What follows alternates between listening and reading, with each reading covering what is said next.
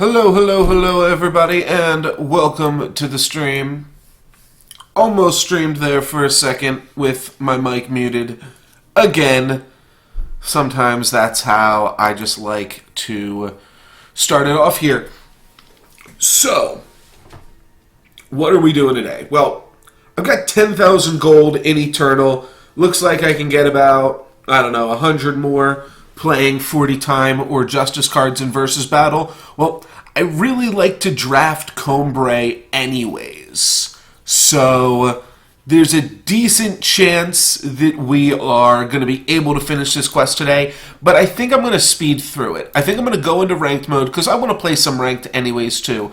I'm going to play my Praxis Vault Owls deck, aka Naya tokens, aka Time, Fire, and Justice with Vault of Praxis, Zenin Obelisk, and the card that makes a bunch of owls, whatever that card is called. Alright, this hand seems solid.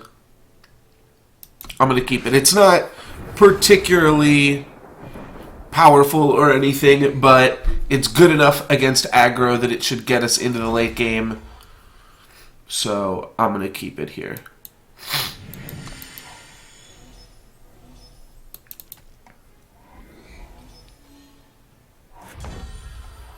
Perfecto. Focus, child. Cool, got the new... I haven't listened to this deck with the new voice animations and stuff on it. So, that's all cool to hear. I guess I don't really know what this deck is that my opponent's playing here. So this is kind of interesting. I am going to go ahead and just fire off an Amber Acolyte here, grabbing ourselves a Fire Sigil.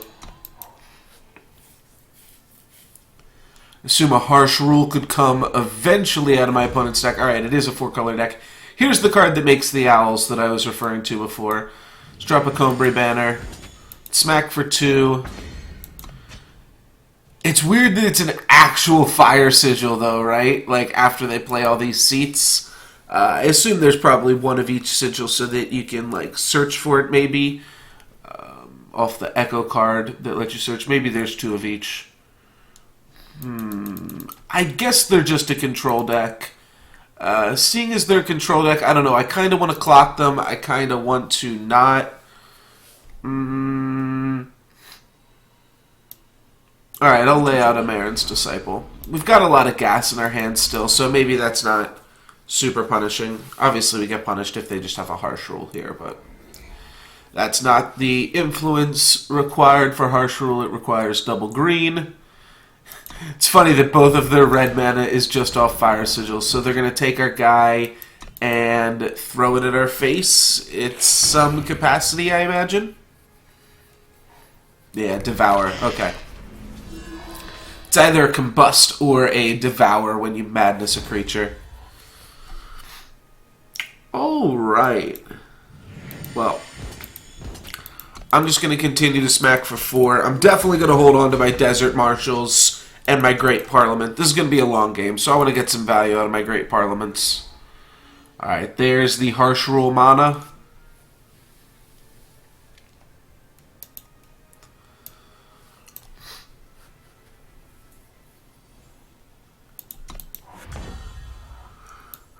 Maybe I do want to use another Disciple. Let's see how this attack works here.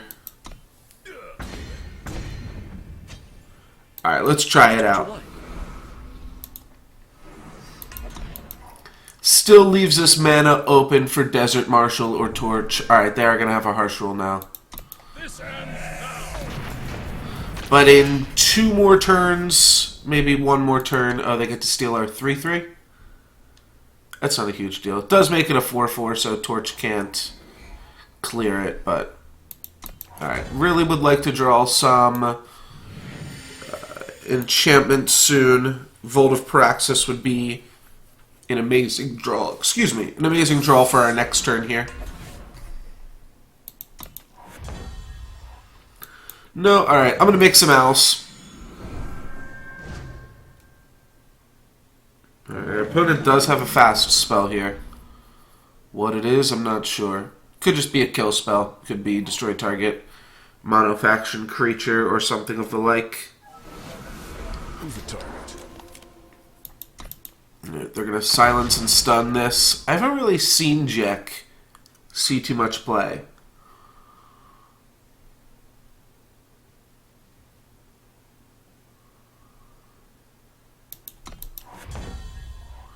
Wow, okay. This draw's pretty miserable.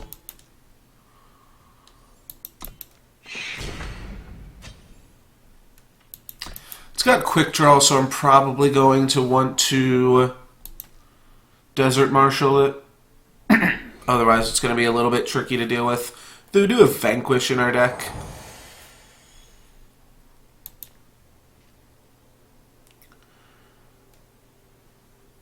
Alright, I guess I'm just going to jump a Desert Marshal in front of that. I'm pretty sure I can't silence the killer. But what I can definitely do is have Desert Marshal...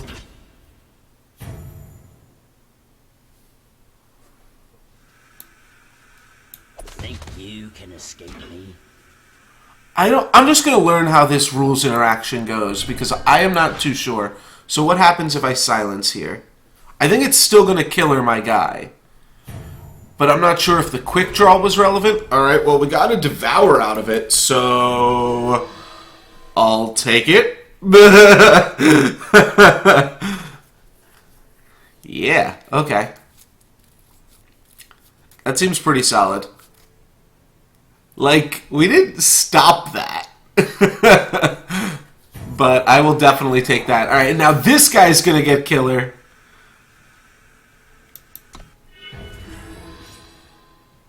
And this guy's gonna try to trade with an owl? No, it's gonna try to trade with this. Alright, well, I'll just Lightning Bolt it then. It does overwhelm.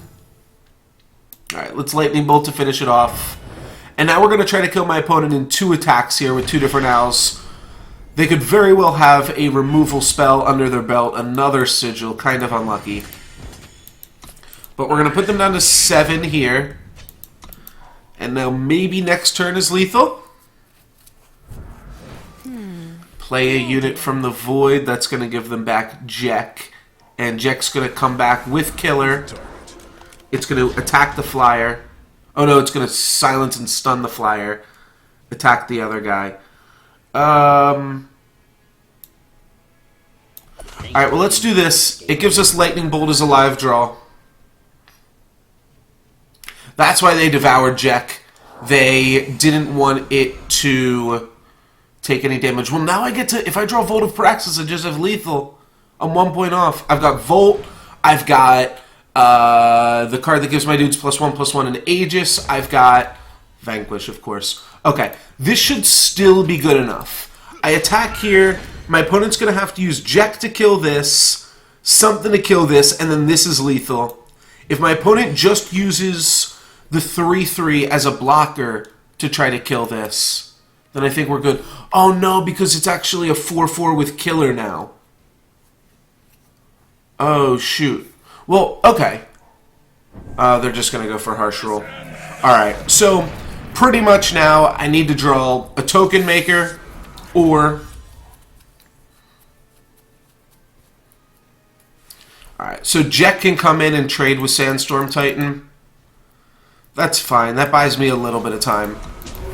But what I really need is a card that makes tokens. Should be good enough. Yeah, Jack's going to come in... I believe trade with Sandy. Lifesteal and double damage. I don't know how that works. Oh. Okay, so quick draw does work with killer. Now we found that out. And also lifesteal and double damage puts my opponent back to infinite. Well, I have to kill this because this guy by himself is lethal. And I need to draw some owls for my next turn here. I can draw some owls. They can trade, or they can kill one with the killer ability, and then I can try to double block it to take it down later. Stand together. Alright, well, I still have a turn here.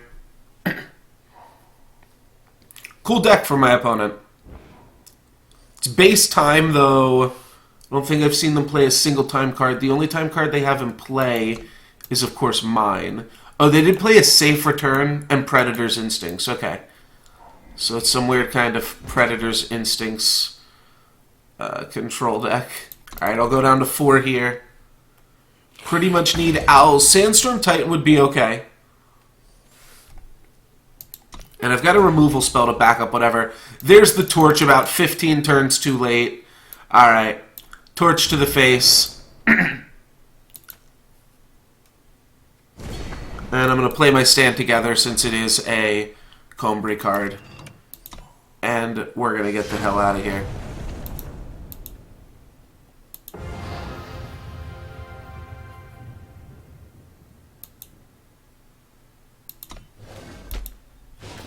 So 14 Combray cards played that game.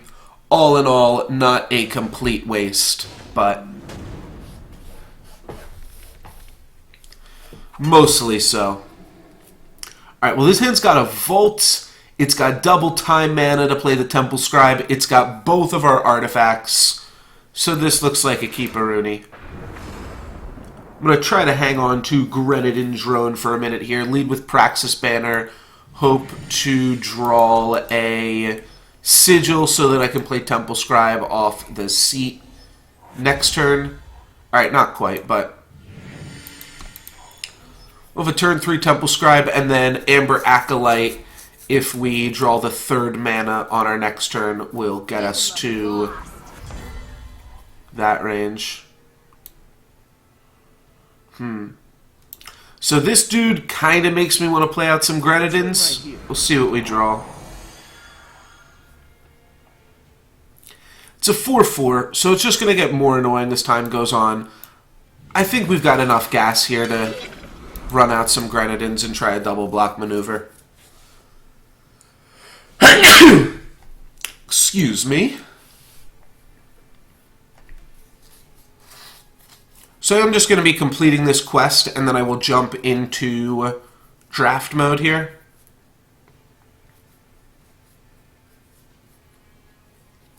But this is a cool deck. I've been playing it a decent amount off stream, as you might be able to tell. Alright, they're going to go for Avara's Favor, and then do they have a Levitate or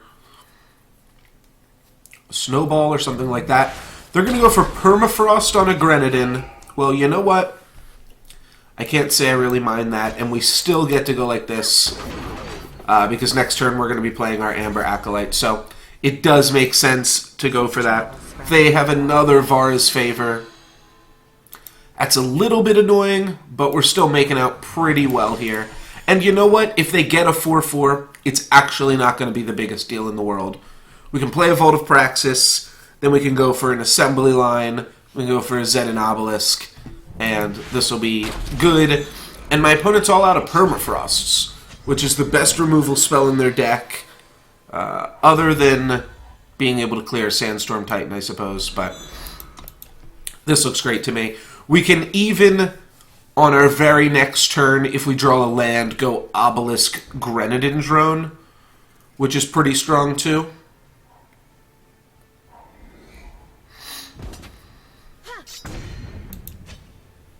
Still feel pretty confident our life total is decently high. Yeah, let's go Grenadin Drone, Zenin Obelisk, I believe, this turn.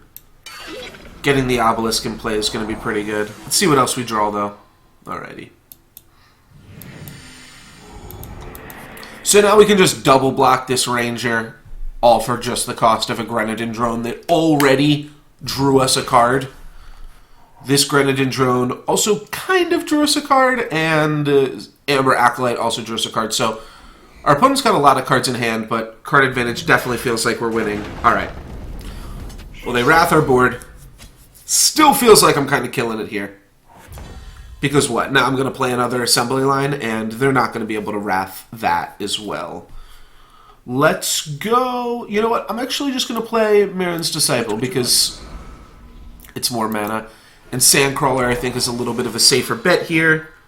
We'll draw a second Seed of Progress and run that out.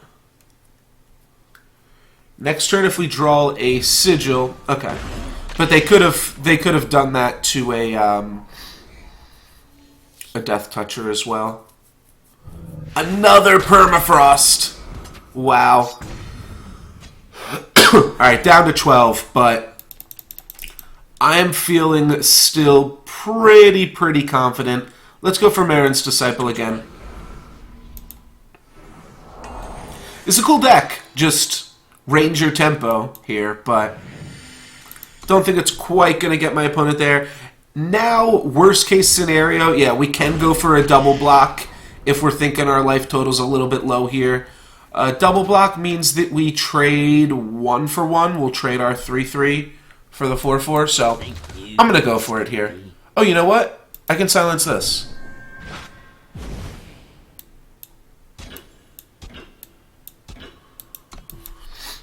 And now we can triple block, just play around spot removal. Perfect.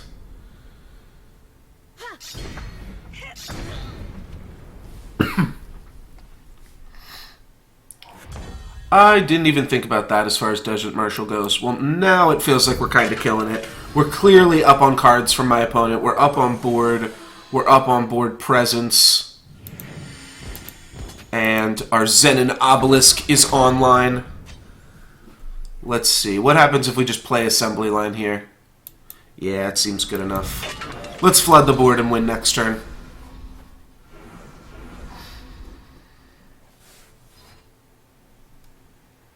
Oops. Wisdom of the Elders, what, are they going to try to double Lightning Storm me? If they've got double Lightning Storm, I'll let them have it. Good game, my friend.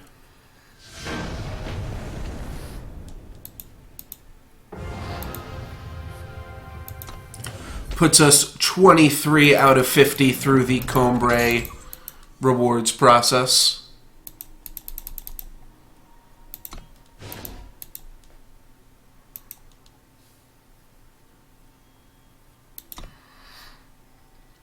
Sorry, I'm just going to load up Hearthstone real quick here. I'm not going to play Hearthstone, but I was doing... I have to watch a spectator win a game, so I was doing that off stream. And it looked like it bugged or froze or something, or... I'm not super sure. Alright, well, we have the mana to play everything. Watch and learn, baby. Got there.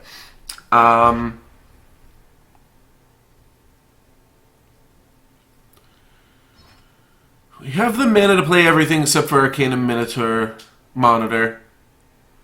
I'll keep this. We're on the play, too, so... A hand that is a little slower will still be able to get her done, so to speak. Time quickens. Alrighty. Let's just go see the progress. Let's open up a Hearthstone pack. Thanks, Blizz. Alrighty, Temple Scribe. Cool. Yeah, let's just leave with the Sigil since both of our other lands come into play untapped at this point. I will take one if my opponent attacks here. I don't think they're going to attack after playing that monster. And that kind of makes me want to go get a Death Toucher. I'll take a Scorpion, please. Obviously, my board can be Lightning Stormed or Static Shocked. Permafrost for a little Scorpo, though. That I will accept. And here's the trick about trading this 2/2 with Temple of Sands. Or Initiative of Sands. I think it's good, but if we just play a little more dudes...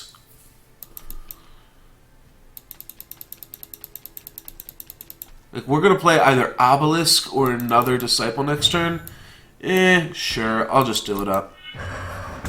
My opponent had to permafrost this, which has got to bode well for just doing it again, right? And if we can peter out my opponent's deck here, I always feel pretty confident as far as winning the late game with this deck. Alright, my opponent's got another Obelisk. You know what? That's fine. Let's obelisk up as well, just so that we can battle with this initiate. And at this point, I don't think I'm going to trade with initiate here. It is tricky because my opponent's got double obelisk. Oops.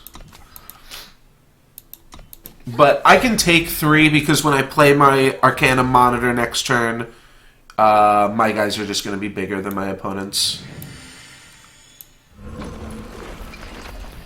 I do want to trade off the initiate, though, kind of, which is the kind of tricky part about this. So we'll see. I don't think my opponent can attack here at all. Alright, perfect, perfect, perfect.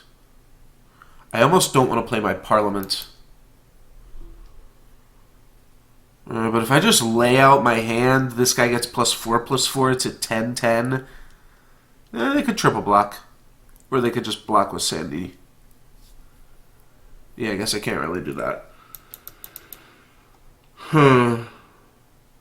Next turn, if I do that, though, I can give it +3/3 from, like, the L. So then at that point, it's a 14/14. Right? +4. And then +3. Oh, no. That's a 13/13. Yeah, I can't even make it an 11/11 this turn. I can make it a 10/10, which is a little bit worse. Alright. We want to win the long game. That means we want to draw a Volt. So we don't want to do anything too crazy here. Alright, they're going to trade off because now they're like, alright, I got another Sandstorm Titan. So all we have to really do because of that is play a Sandstorm Titan of our own. Now what happens if my opponent hits another mana? Their Sandstorm Titan's going to be bigger than ours. Let's go ahead and just put another mana into play. I think that's going to help us out a little bit with some potential combat maths. Safe travels, friend. Alright, they're also going to have 8 mana. That's going to give all their guys an additional +2/+2. Still don't think they can really attack with this. I can trade it off with 2 5/4s. Alright, Vote of the Paraxis, baby. Let's do it up. I'm going to hang on to my owls. I think we can make 3 owls this game. Boom, shakalaka. We're in for a long one here. But, like, I've got an 11/11. Crystallize. Well, I think I'm dead. How much is this? 16. So I have to chump block Sandy T. Chump block Sandstorm Titan. I take... Oh wait, I'm just doing the math wrong. This is just lethal. Good game.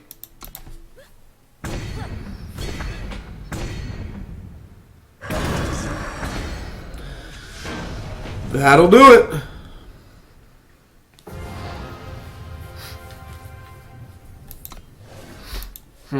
Maybe I should just be playing that card. So, in my version of the deck, obviously I'm not playing blue, but a lot of decks run...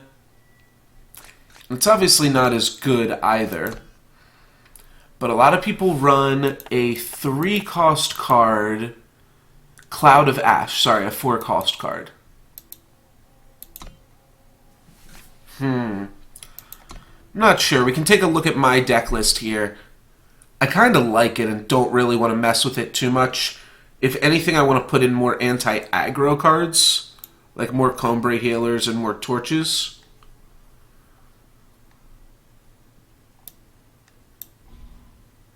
I've also thought about cutting an Arcana Minotaur for a... the reason I'm playing Arcana Minotaur, I only own 3 Zen and Obelisk and 3 Stand-Togethers. I could try out a Cloud. Cloud of Ash. I've also considered just putting Harsh Rule in the deck. Which I don't actually think is crazy either. Because a lot of time, like, you might just need this against an aggro deck.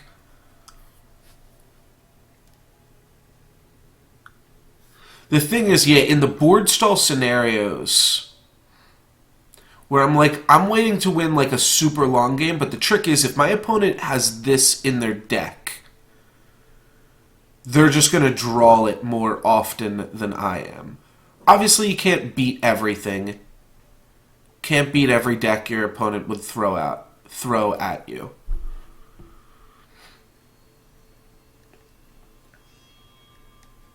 Let's try putting in one Cloud of Ash.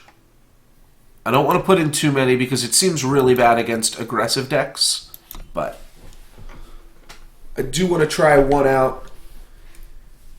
Means half the time our Arcana Monitor. Always mess that up.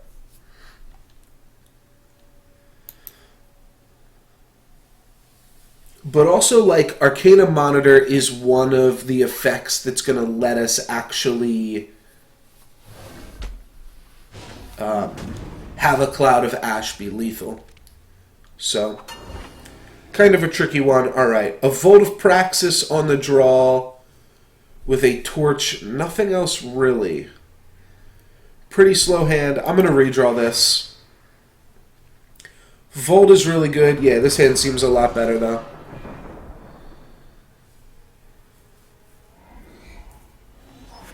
Alright, and my opponent is luckily not playing a super aggressive deck. Let's lead with Seed of Impulse here.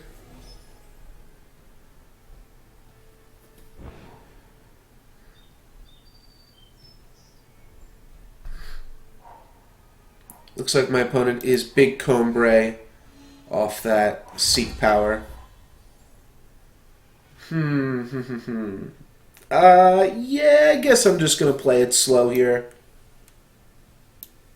So let's see, if I play Praxis Banner, next turn I'm going to play Temple Scribe. I could also just play Amber Acolyte next turn if I decide to play the Grenadin Drones right now. That's fine. Alright, we'll play this so we can curve out. The Grenadin Drones will turn on the Praxis Banner, which will let us play Amber Acolyte, which will let us play Sandstorm Titan. There's some interesting sigil puzzles in Eternal, and figuring out exactly how to sequence those things is always kind of interesting. Also lets us smack for 2. We drew a sigil, so it doesn't matter that much what we did, but pretty good. We do have to consider that our opponent is reasonably likely to be playing a Harsh Rule against us here. Alright, well, it makes them less likely to want a Harsh Rule, but, like, I'm not going to throw out 2 of my Sandy Teas here. I am going to throw out 1, and I am going to plan on vanquishing my opponent's monster after they play another Sigil here.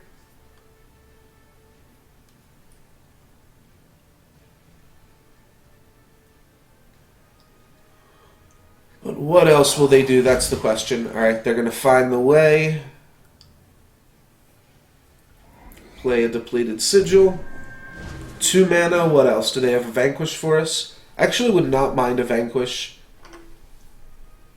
Means that they're less likely to Harsh Rule us. Let's draw a card first, I suppose. Cool, that's a good one. We've got a decent amount of Sigils in our hand already. Smack for 9, put them down to 12, so they already kind of have to Harsh Rule. Silence Sandy, trade with the 2-1, take 7. No, Chump Block Sandy. That means we're getting Harsh Ruled. If your opponent Chump Blocks for damage, that's a Harsh Rule coming. Mind over body. What? Well, now I have Stand Together? This is going to be impossible for my opponent now. I'll lay this dude out first, and I'm going to attack and Stand Together.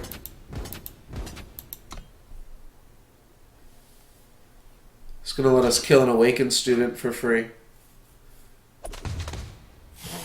Sure. That's pretty decent. That almost makes me want to not stand together, but I am going to just to clear this Awakened student, which is otherwise going to be a little bit of a pest. Speaking of pest, trade off with their Wasp. We do not have lethal next turn. We do if we draw an Obelisk or a Stand Together or a Monitor. I bring you aid. Alright, we have Aid.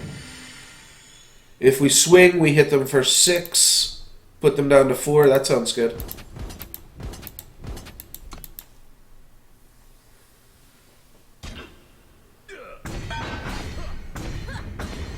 Putting an opponent down to 4 means if they block one of these guys and the Sandstorm Titan on our next turn. So even if they deal with Sandy or chump block it, they're taking lethal from our 2 other creatures. They've got 7 mana and 3 cards. Let's see what they can come up with. Can they just flood the board? Alright, Valkyrie Enforcer, silencing the Sandy. And 4 mana, what'll that get them? Nothing. Alright, I'm going to go for an attack here. There's some ways that it could backfire. My opponent probably has another Wasp. That's what I would imagine. Alright. So Wasp, and then Positive Battle. Sure. But this gets Sandy off the board, and then I'm just going to go land Great Parliament. And I've got 2 lethal flyers. And I'm happy enough with that. I've got 2 lethal flyers and also a lethal ground guy for what it's worth. Alright, that's not nearly enough. Perfect. My opponent needed Desert Marshal to save themselves there. They could go Desert Marshal, trade with the 2 to chump block the 4/4, eat the other 4/4. But that still was not great. Gained a little bit of progress. It seems really hard to rank up for me now that I'm in gold. Almost all of my opponents are playing legitimate decks, so it's a little tough. But we got some rewards. We're up to 11,500, and I'm going to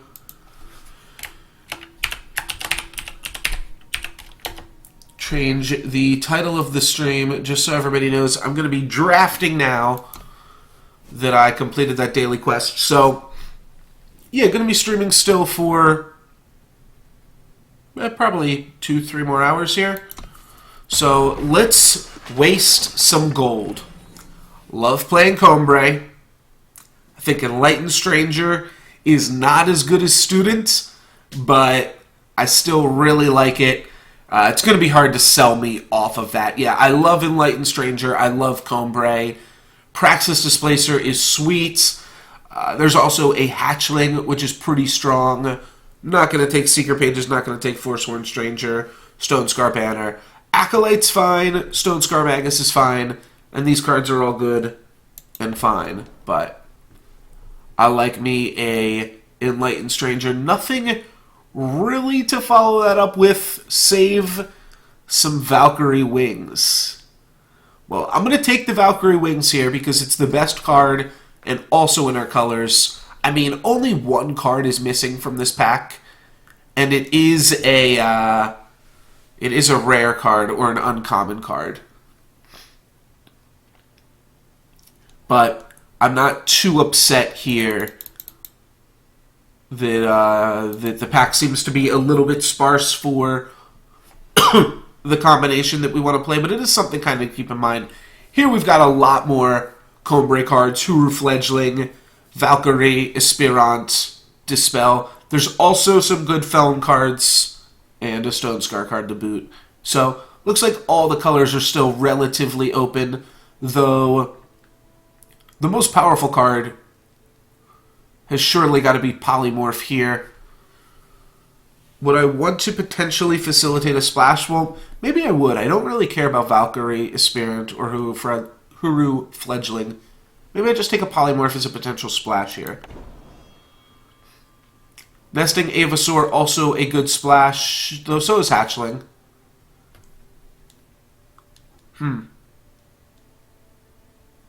Can't really splash the wings. Could splash the stranger. But,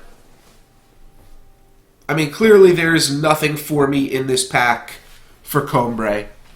So I either have to take a Hatchling or an Avasaur. I don't actually know which one's better.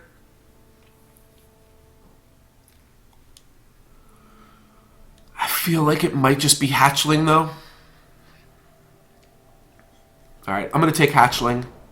And we'll see. Alright, Wasp can go in either direction.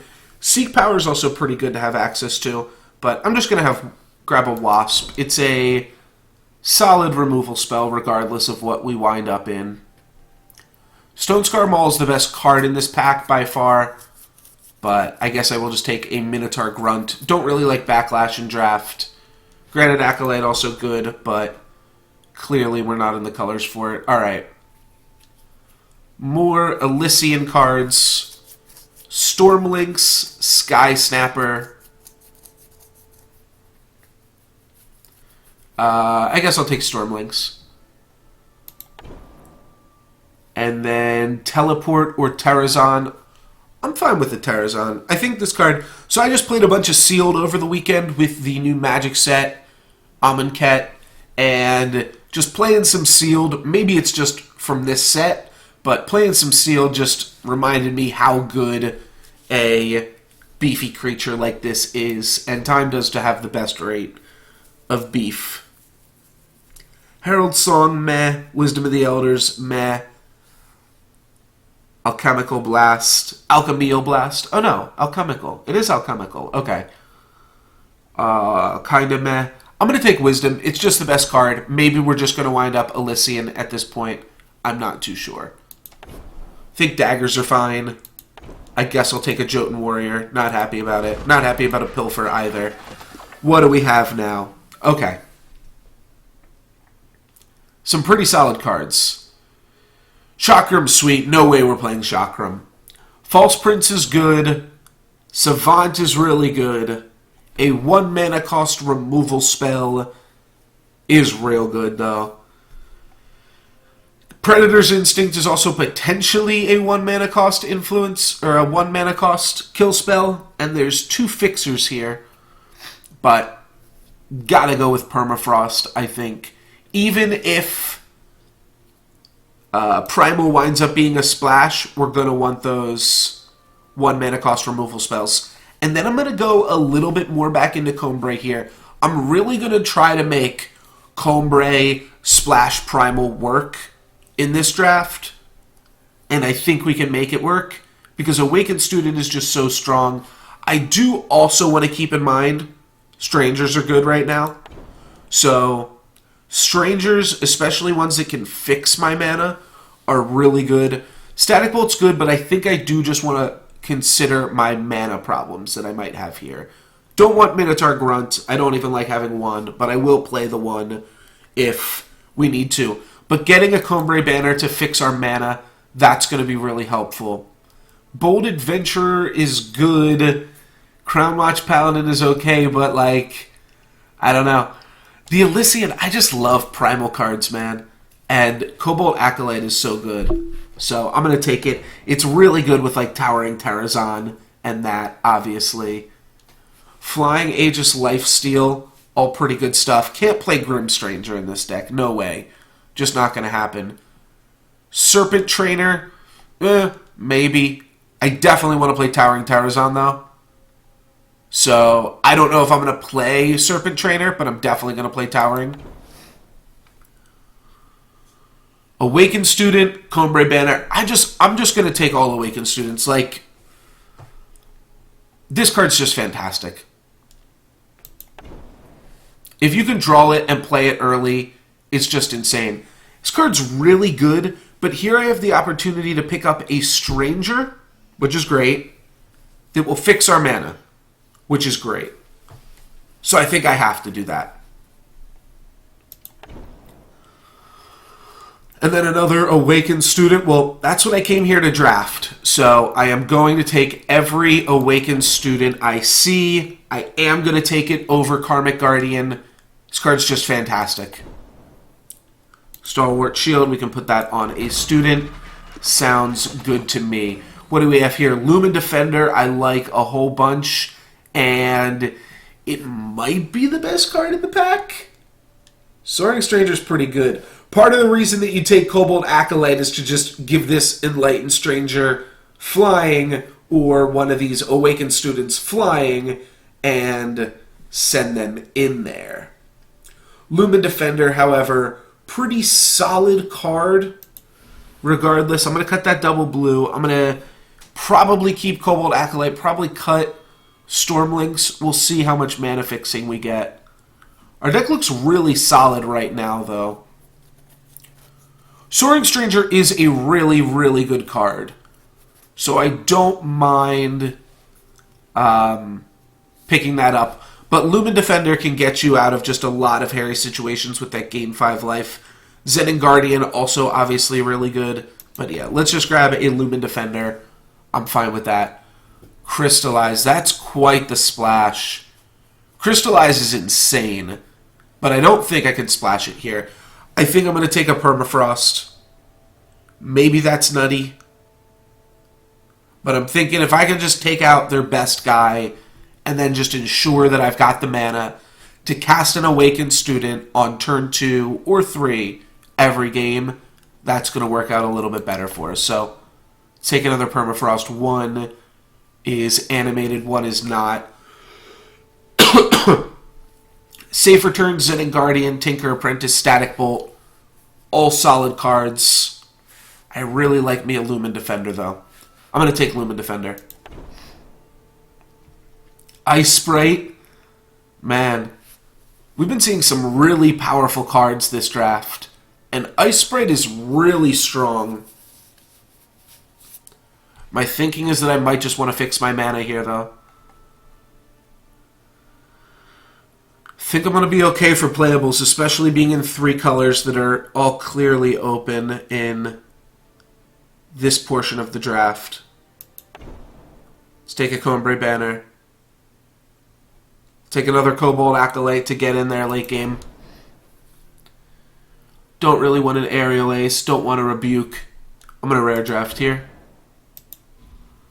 Combray Stranger seems good. There's a Violent Gust as well, but I don't need that. Alright, our first Teleport, also good. Another Combray Stranger. Alright, well now I'm feeling good about our mana. Because now, if we can go turn 2 Combray Stranger, we can play turn 2 Awakened Student, then play a Sigil, and it's like we didn't even miss a beat. And all these Combray Strangers are also really good, considering I have an Enlightened Stranger. I can almost just be Elysian now, and splashing Combray with my Strangers and Banners. Which, hey, maybe that's actually what I want to do. I wouldn't put it past me. What do we have here? Well, we've got a big, beefy Throne Warden to sit at the top of the curve. We've got an Amber Acolyte to help fix our mana. We've got a Lightning Strike, and we've got a Recurring Nightmare. It would be a little bit of a sell at this point.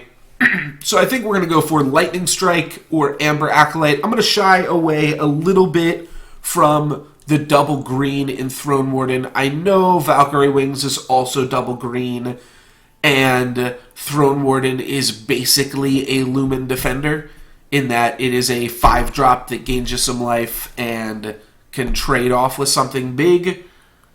But don't think it's what I want to go for. Lightning Strike's better early game, and then kind of trails off. I think I'm going to go for Amber Acolyte. Just fix the mana and win the game. Unlock potential Roland's Honor Guard. Alright, well this is obviously a double Justice influence that I don't mind playing in the deck because this card is just so strong. I think it's better than unlocking my potential. I think I unlock more potential with this deck by taking a huge monster to top off the curve.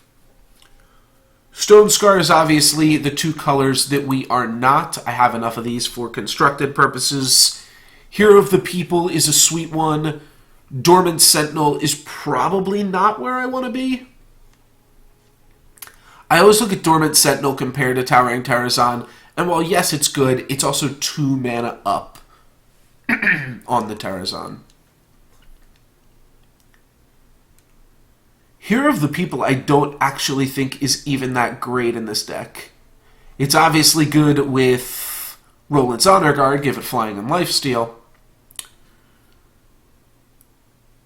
Alright, I'll take it, I think, but I'm not super excited to try to put that into our deck. Privilege of Rank, meh. Let's take another Stranger. Bloodright Callous is sweet, and I don't own any, but I'm going to focus on this draft first and foremost, and then we'll see what else happens. Silverwing Avenger. Is this a card worth splashing? Probably. But I'm not sure. Just don't think I need Argenport Soldier, so I guess I take this. Because, yeah, this deck just doesn't need an Argenport Soldier. We've got a lot of 2-drops. I'm going to take an Elysian Stranger. Now I kind of wish I could give my Strangers flying. But Awakened Student, great pickup there. I do really like Auric Sentry. I do like this card. It is a 3-drop, and our 3s are kind of crowded, though I'd rather have an Auric Sentry than a Sky Snapper in this type of deck. Predator's Instinct, also not that bad, but I don't think we need it. Sure, I'll take a Rakano Stranger. Maybe it winds up being relevant. District Infantry, probably not going to play in this style of deck as well. Alright, so let's go through everything and just see if there's any cards that I neglected to put in. Oh, I didn't draft a single fire card. That's neat. No, it doesn't look like it. Maybe Wisdom. How many? 5 Awakened Students. That's good. That's got to be so good. And look at all this Stranger Danger. Cool, cool, cool. How many cards are we looking at here? 39. Well, go ahead and cut Blast. It's a little bit mediocre. And cut Minotaur Grunt at this point, too. And then we're looking to cut... Right now we're sitting on exactly 10 lands. We probably want to play something... I don't know, something in the realm of 18, I'd have to imagine. Hero of the People just really doesn't look like it's shining in this deck. It is animated, so it is shining in that way. Why Stranger over Wyvark? I will be honest, I missed it. If I picked a Rakano Stranger over the Wyvark, I don't really remember it. Yeah. 5 Awakened Students is kind of the name of the game here. I think I'm going to cut Wisdom of Elders. I think I would have played Wyvark had I seen it, but Wisdom I don't think I need as a double sigiled card. Same thing might cut Silverwing Avenger. And I think I'm going to cut Hero of the People as well. So where does that put us? That puts us at 13 lands. Right? Yeah. 13 lands. Maybe just don't need Stormlinks. It's never going to be a combat trick if the other stuff is on the ground.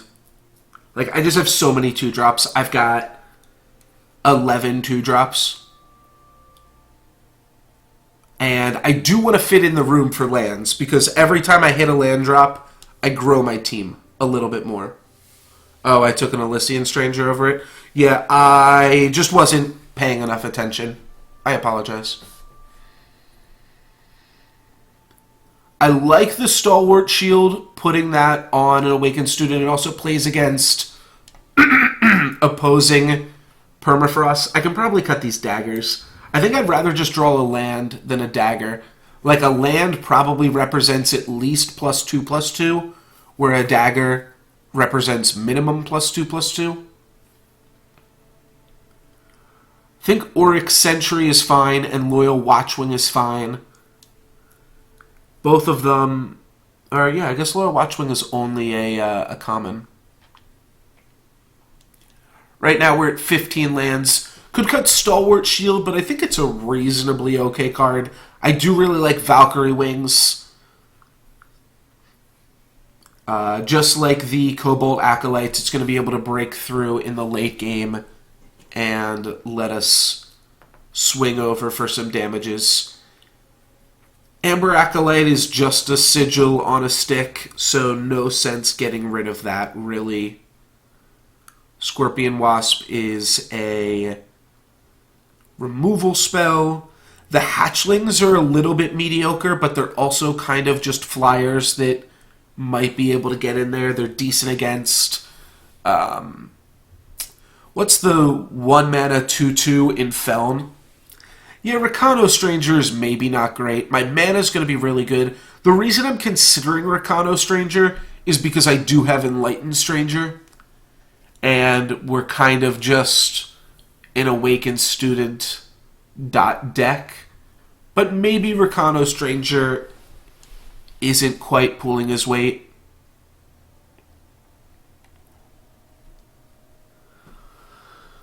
So how many more cards do I want to cut here? I want to cut probably 3 more cards. So I guess when you put it that way, I kind of just have to cut stuff. I have to cut like a Terrazon, a Rakano Stranger, and the Hatchlings. Yes, Twilight Raptor. Thank you, Mana Nurse. Hatchling is good against a Twilight Raptor deck, and I've seen some aggressive Feln decks. Cobalt Acolyte, I mean it can trade with it, but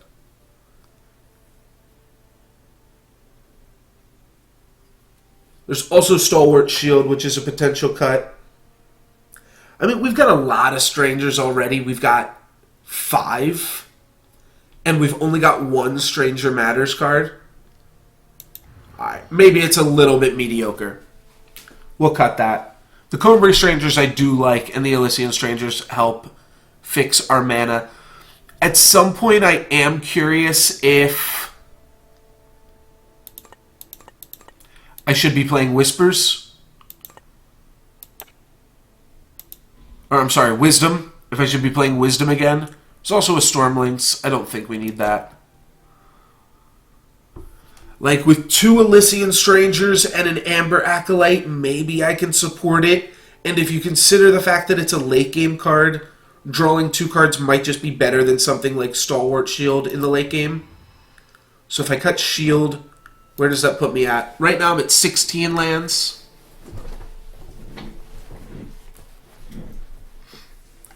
Cut Watchwing. Cutting another Stranger also isn't unreasonable. The question then is, which Stranger do I cut? Do I cut the Stranger that helps facilitate a splash of Wisdom? I could definitely see cutting Watchwing, though. It is pretty solid early game. But maybe I just don't really need it. 17 lands. Could cut a Terrazon as well. Could cut Wisdom. Though I like Wisdom when we're playing 18 lands. So maybe I can just cut another Stranger. I kind of like that idea. Which one do I cut? Well, kind of just need the double time a little bit more, so I think it would have to be Elysian Stranger that gets cut. Even though we do have the Combray banners.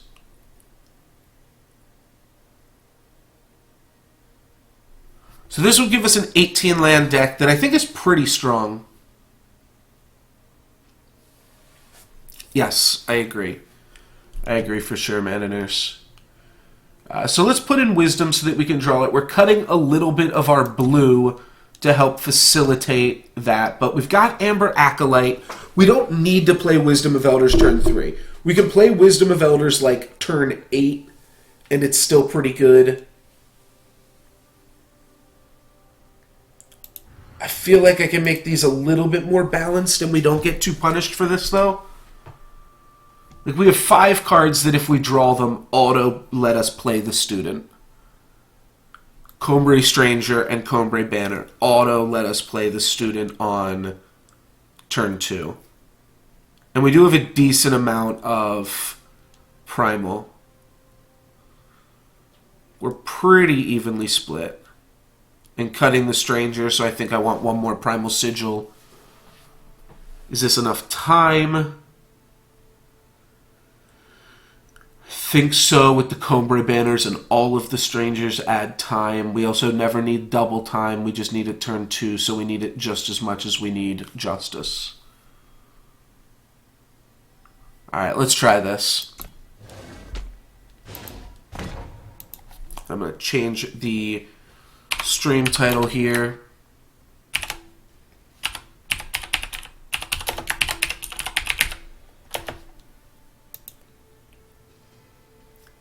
And let's give this a shot. This is exactly what I wanted to play. There is a video up on my YouTube channel of another draft where I just drafted 5 Awakened students, and it's just fantastic. This is, I mean, it's already a 3-3 with flying.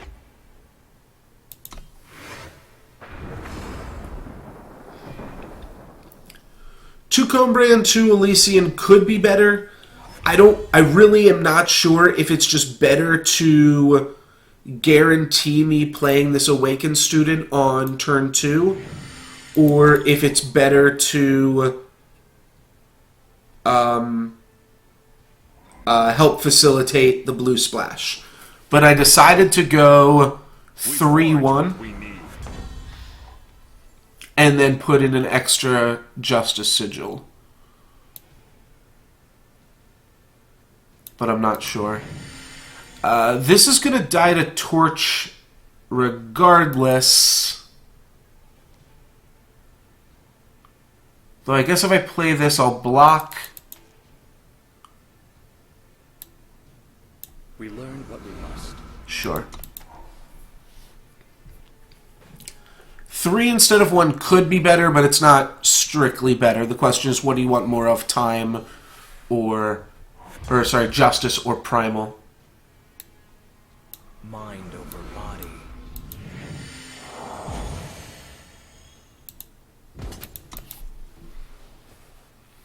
My opponent didn't attack. So that means they don't have a combat trick or don't have a combat trick they want to use. Or have a hand that's struggling a little bit and they're not sure how long they'll survive. There was no reason for me to play this Awakened student pre-combat. I didn't think I was going to attack, but then I kind of realized that I could.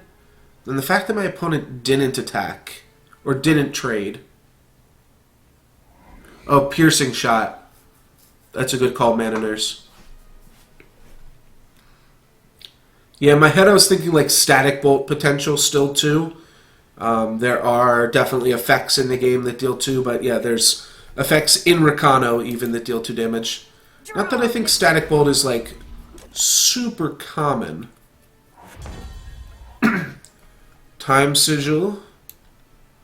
Ooh, baby a Sigil. So they can double block and trade with me here.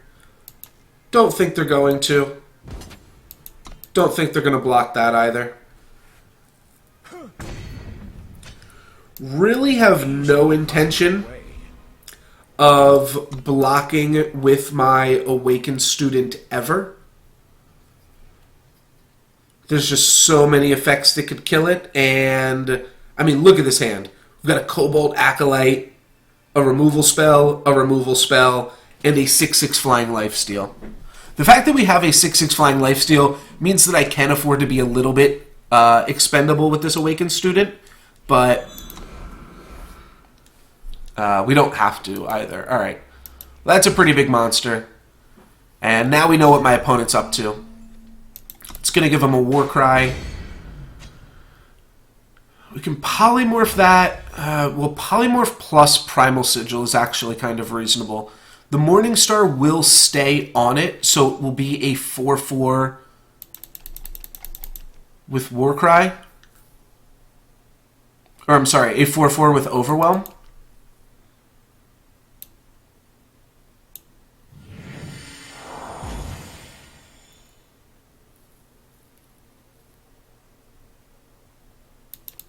We're also just potentially winning this race.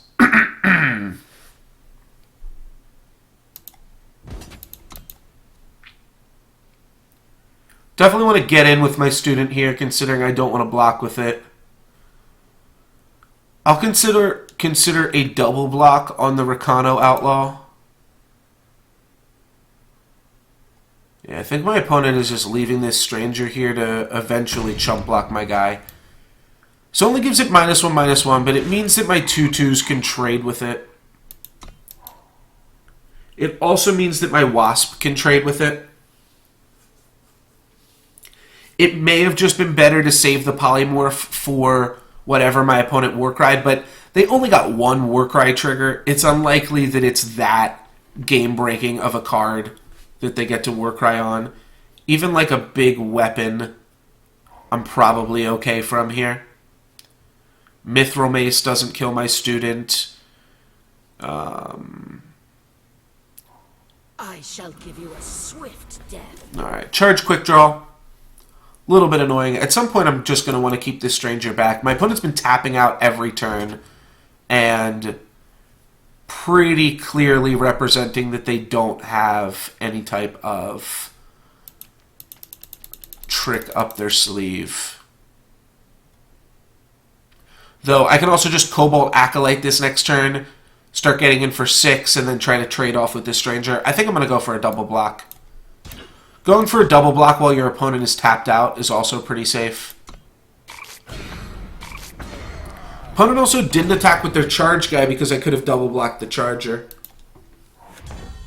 That's pretty interesting. Okay, let's go Awaken Student.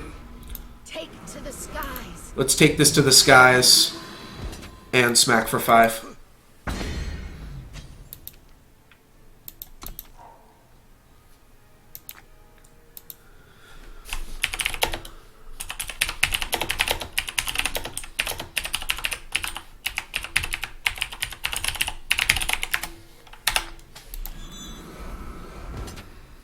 It's a pretty beefy monster right here my opponent's attacking with, but I can pretty safely take 4 and just trade off with this guy.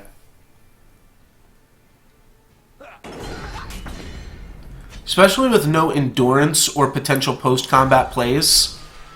That's a pretty decent draw. But even right now... Oh, it does have endurance. Right, the shield gave it endurance. If I draw a sigil next turn, though, it's lethal. So, just have to get in for 5 and then 6 while chump blocking with some hatchlings. Guess I don't really even have to chump block with a hatchling here either, though. What could they have? What could they have? They have a kill spell for this. I'd want to chump block with the student before I chump block with hatchling. Kill this, I swing for 4. I can't think of any reason to, but I also can't think of any reason not to. So, I'm going to chump block and save myself some life points here. My opponent could, like, I don't know, if they've got a 7-point burn spell and a 7-point burn spell, I'm dead regardless. Had lethal in the air regardless. Let's see what my opponent comes up with here. Probably a kill spell for the hatchling, which isn't enough. You and your units are invulnerable to damage this turn. Okay. Alright, that'll do it. How many more times do they need to fog me before they are not dead? I'm gonna say no blocks here.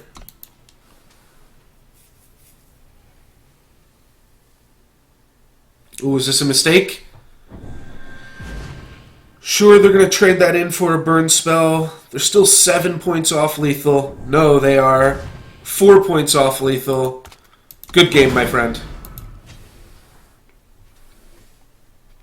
That would have been pretty close if I had taken the 4 last turn and this turn. That's pretty funny. I will give my life for his. There we go. A little bit of BM, but show our opponent what we're working with here. And Enlightened Student gets there.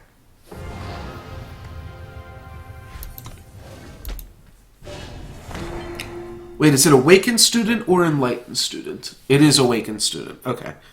My fault. Awakened Student gets there. Enlightened Stranger? Is that why I'm making the mistake? I'm not sure what the stranger's name is. Double Awakened Student, 1 Primal Mana. That's a redraw. Elysian Student and Combray Stranger, or I'm sorry, Elysian Stranger and Combray Stranger. Both will let us play the Auric Sentry. The mana is fine with this hand. Let's just play our cards.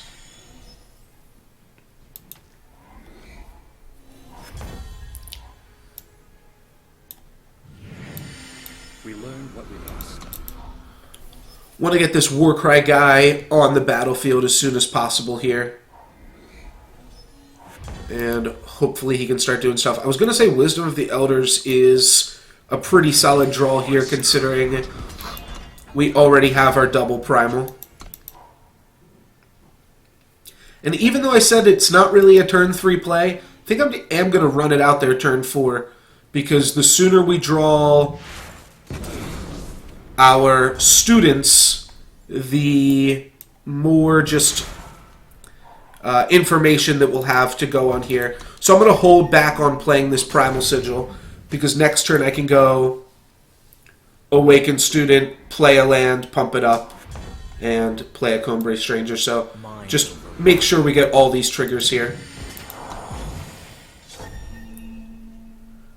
We also put all of our Warcries into whatever is currently our top card.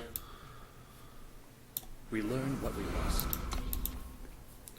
In 2 turns, next turn we get to go Amber Acolyte, Elysian Stranger. Actually, I'm just going to keep open Teleport mana.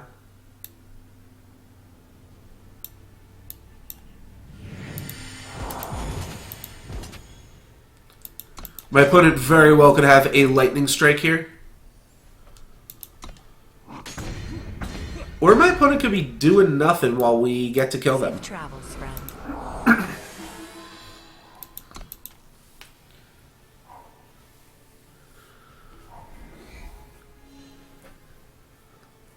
I'm telling you guys, Awakened Student, better than Torch.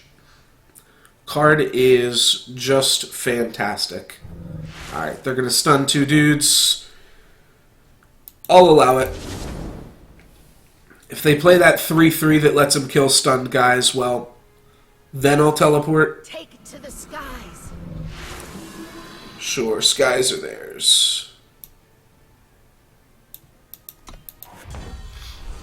Oh, goody!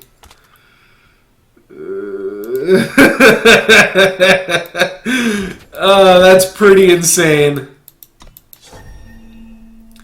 That is a pretty insane card to echo. I have 1 echo card in my entire deck and 1 Warcry card in my entire deck.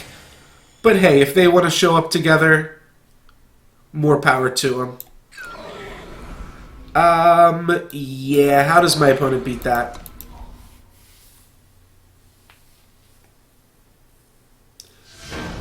Yeah, that was a pretty nasty one. My opponent would have had to block the Stranger next turn, and then the Awakened Student next turn, and they still would have taken 15.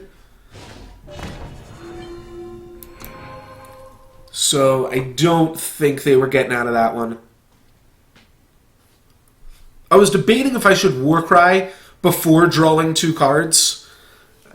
Turns out I got pretty rewarded for that seemingly... Well, not seemingly random play. That actually just random turn of events. I will redraw this. Let's look for an Awakened Student. There she is, but I don't have the time sigils. That's fine. We still have some time to find it here. I'm sure I am the 8 millionth eternal player to make that joke ever, but I'm sure it's probably the 8 millionth time that I've made that joke, to be honest, too.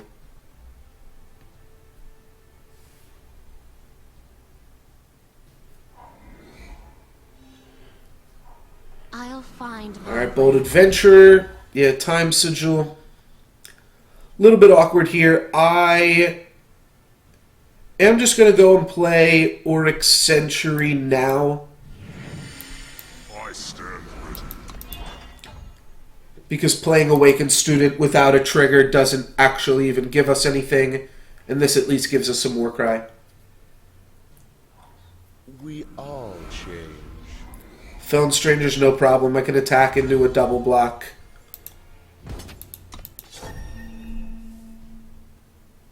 And we've got Permafrost already for whatever big monster they might play.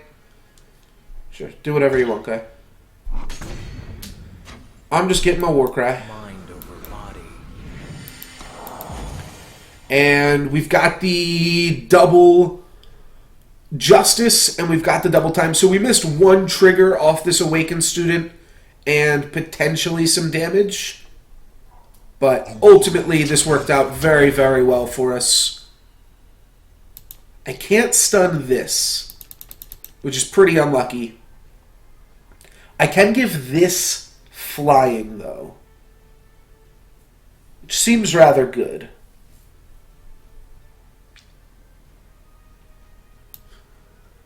I'm going to go ahead and start things off here with a Primal Sigil. This allows us to next turn play Wisdom into Cobalt Acolyte, which I think just buys us the most potential value on curve here. I think I want a Wisdom next turn regardless. I'm not in any real rush here. Alright, well, Nesting Avasaur. Eventually my opponent might muck up the skies for us too, but hopefully Awakened Student can take down some of that sky pressure. Primal Sigil's a great draw. That means I can Wisdom with no fear. Combray Stranger, Justice Sigil. Okie dokie. Let's give our student flying. skies. Learn to fly, my friend. And bash for 5.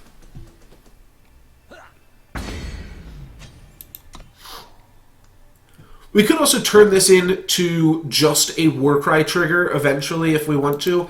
Don't think we need to, though. Alright, well, this looks like a double block.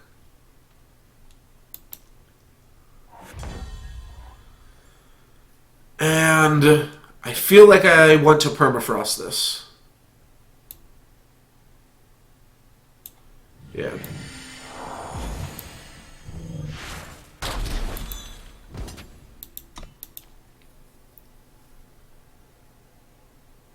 Don't think I'm going to get too much better value for a permafrost than a card that my opponent Nesting Avasaur to make cheaper.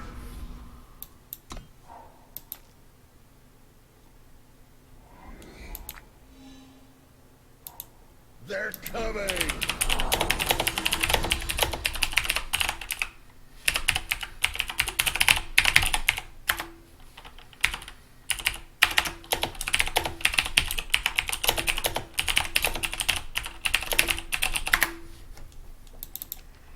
Alright, my opponent gave the top card of their deck Echo.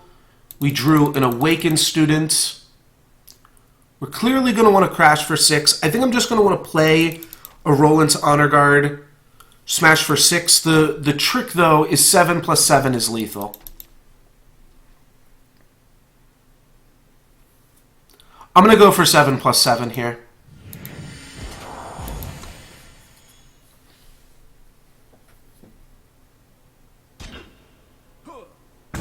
My opponent is going to Give my life for his. chump block that because that is a decent amount more damage. And Dark Return on the Avasaur as another chump blocker. But that's all they're doing here is buying themselves some time with some chump blocks. So let's see. We've got 4 ground guys. They've got 4 ground guys. Nope. We're hitting them for 6. That's all we're doing.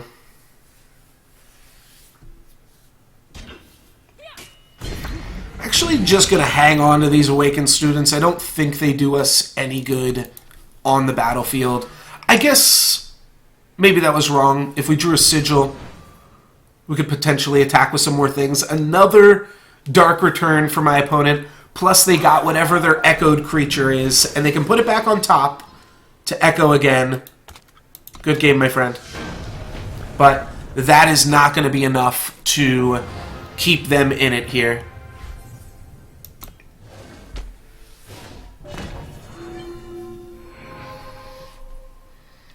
So Krusty Toes, if you are watching, it's just easier to respond to chat.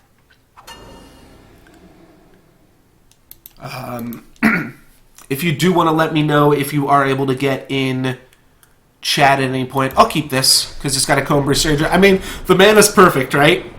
So we're a little light on mana, but the hand seems perfect. Yeah, it's just easier for me to respond with my voice rather than typing some stuff up while everybody watches here. Wonder Ben, I do hope that fortune smiles on us both here, my friend. Come on, Sigil. We shall find the way. There we go, baby. Oh, this man is so perfect, too. Alright, I am going to run out the Awakened Student, and we'll smash for 2. I'll do it in the completely wrong order again, because why the hell not?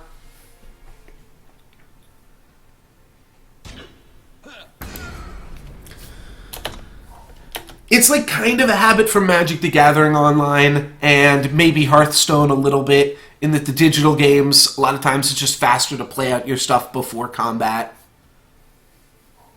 Close your eyes. Alright, my opponent's got a blocker, and we've got ourselves a game here. I stand ready. I'll attack next turn with it. I don't need to attack this turn. My opponent's just going to block. Especially if I play my guy pre-combat. But my opponent should block 100% there, because there's no reason for me to trade a +3/+3 effect for my opponent's Combray Healer. Cobalt Acolyte would be great here. Awakened Student seems decent too. I think I just want to start getting in damage. I can also start attacking with Auric Sentry here, especially because my opponent's tapped out. So I can go Cobalt Acolyte, swing out. Only thing I don't want to do is trade my Awakened Student for the Amber Acolyte. Take it to the skies. But this attack looks great now. So now we've got our opponent on a definite clock. We are Warcrying our deck. We are also live if we draw any sigils here too. Alright, our opponent is going to start making their own brand of student stew. I don't know what the hell that means. Mind over body.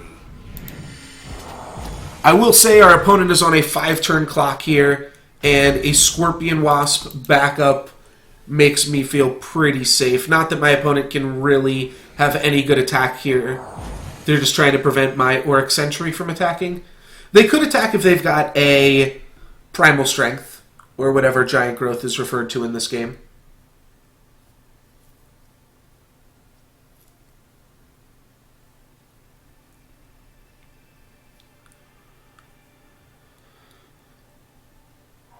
Time to reflect. Alright, that's a pretty good one. Looks like it got 1 trigger. I'm not totally sure how the animation with this works, but looks like it got 1 trigger. The Lumen Defender is, like, pretty fantastic, too. And we're almost at a 3-turn lethal. We probably are going to be able to kill my opponent in 3 attacks. Yeah, we can hit him for 6 next turn, and then 7 the following turn. Meanwhile, we're at 30. My opponent's going to need a harsh rule, really, to get out of this, I think.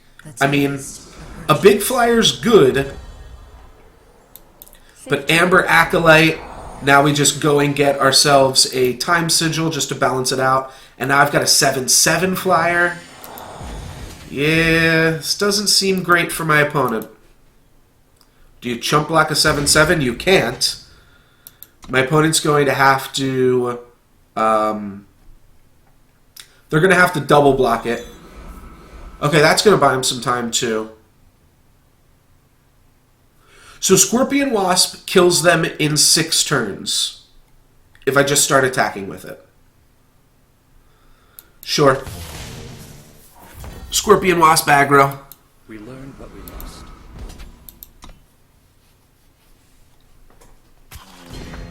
There's a lot of kill spells my opponent could have for Scorpion Wasp. It's going to be a lot easier for them to deal with that. My opponent is stopping us here with a Storm Dancer pumped by a Gemblade, pumped by Ageless Mentor, which is all pretty crazy. Alright, there goes the Wasp. It's a 1-for-1 trade. It's fine. Good game, my friend. Teleport. Awakened Student. And that'll do it in.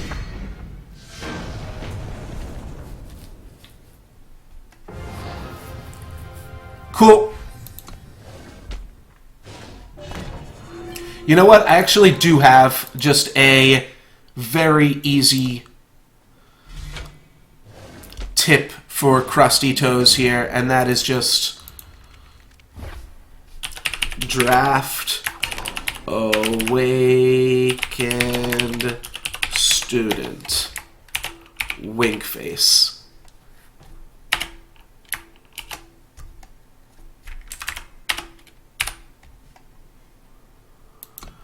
Perfect.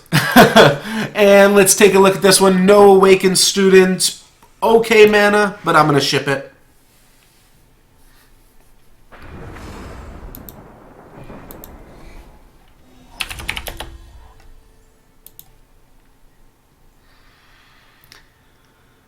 This hand looks really solid.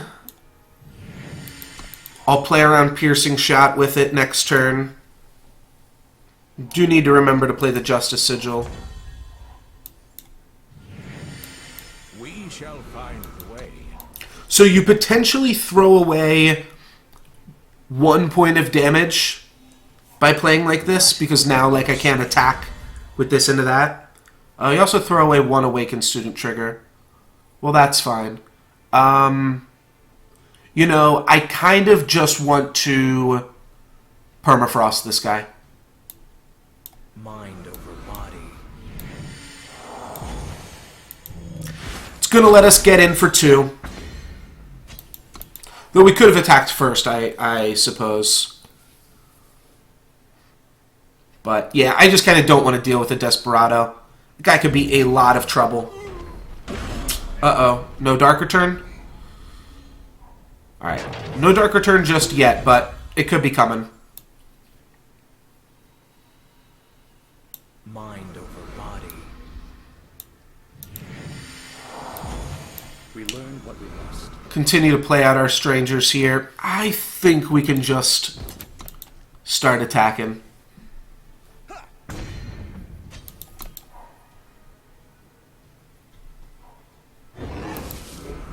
And is my opponent going to settle for a 3-3? No, they're going to go for a 5-5, potentially 7-7. They're going to go for a 7-7. Alright, so Permafrost is good. Deadly Ambush, also pretty strong. We'll see how all that shakes up. For right now, just a Wisdom should be good. I could have waited, but I want to hit land drops with Student in play, so it's fine.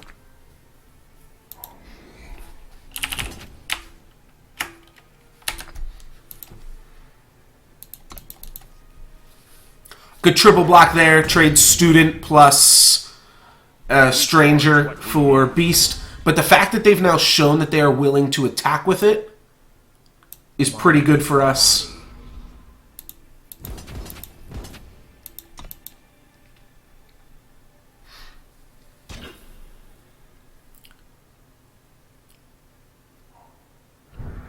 Death Strike on this guy. Cool.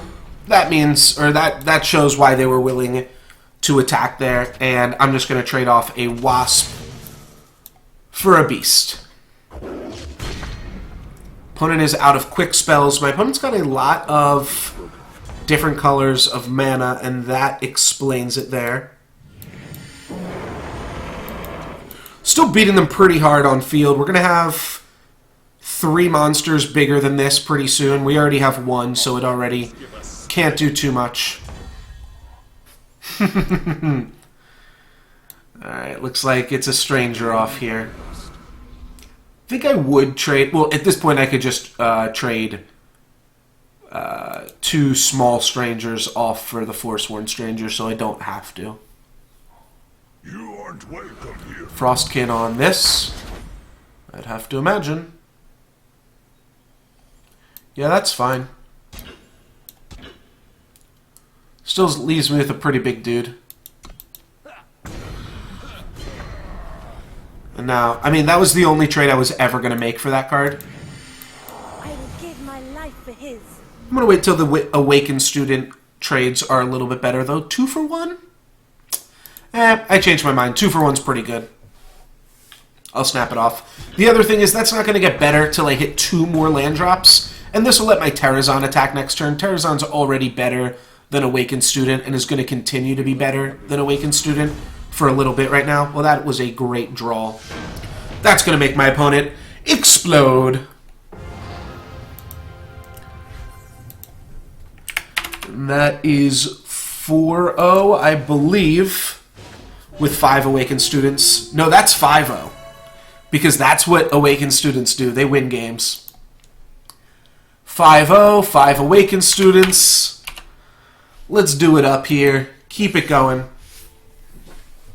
I've been telling you guys, this is exactly what I want to do in draft. And this draft, it potentially came together more than any other because the Elysian was there. And the Elysian was tempting me into wanting to just draft all those sick primal cards as it is wont to do. But I persevered. I said, you know what? No. I'm going to take Mana Fixing. I am going to take some of those sweet Elysian cards because I can't resist. I'm only human after all. What's up, Strax? How you doing? Got a pretty solid start here that you just joined us on. 5-0 with 5 Awakened Students. I'm hoping that by the end of today, I can be top 100 in draft and be able to put that on my digital resume. And then I'm only gold 3 right now, so I think we are a little bit away in ranked from reaching top 100, but I've got a deck that I really like, and it's top tier. I don't want to play Burn. I could just craft Burn Queen or something if I really want to go nuts. I'm going to redraw this and look for an Awakened Student. Not quite. Ugh, this hand's pretty poor. I have one card that I'm actually just never going to play, and another card that's fine late game, and then a bunch of mana.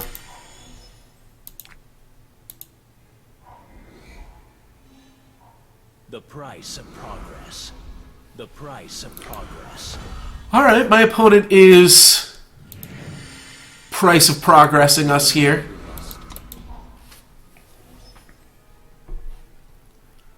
Drawing 1 blue mana is pretty good. If we can draw another one, that's even better. We'll see what my opponent's 3-drop is.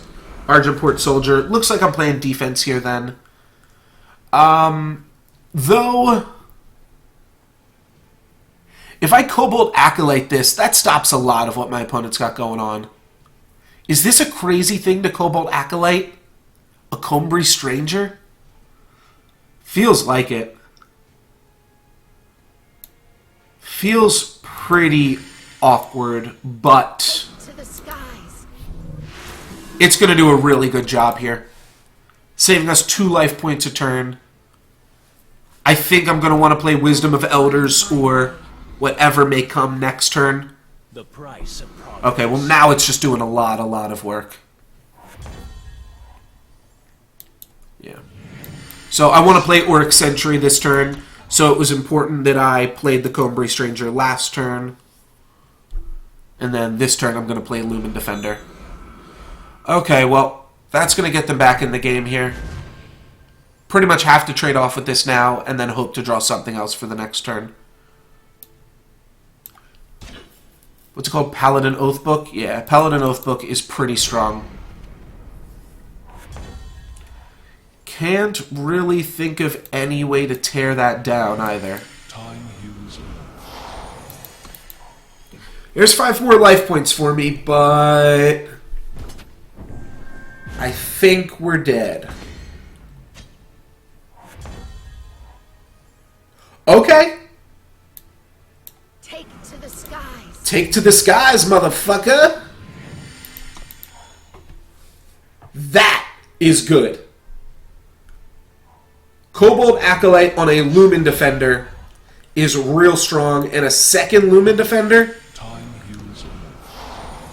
We've got some time. I actually think I wanted to hold on to that sigil there. I think the only sigils I want to play are Primal right now, and only one more.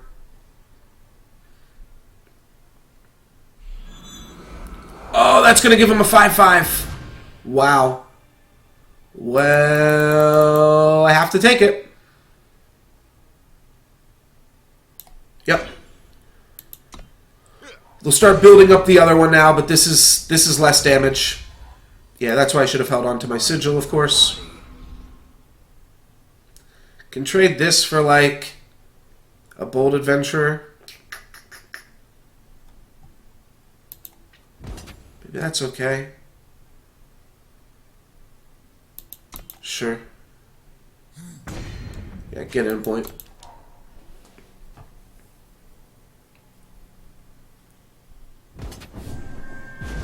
So like once Bold Adventurer goes, that maybe opens up attacks for Auric Sentry. Unburden yourself. Alright, Karmic Guardian, not great. I do have some flyers myself, though. If I can draw... and just make this Awakened Student bigger, I've got a 6/6 flying lifesteal. I also have +2/+4 flying and Aegis, which I can draw right now. Okay, the 6/6 lifesteal. I'll take it. Give my life for his. Got a decent flying defense held up in this deck. Fortunately, I can't really attack with this because then my opponent gets to crack back for exponentially more eventually. Oh, well, now I can. Okay.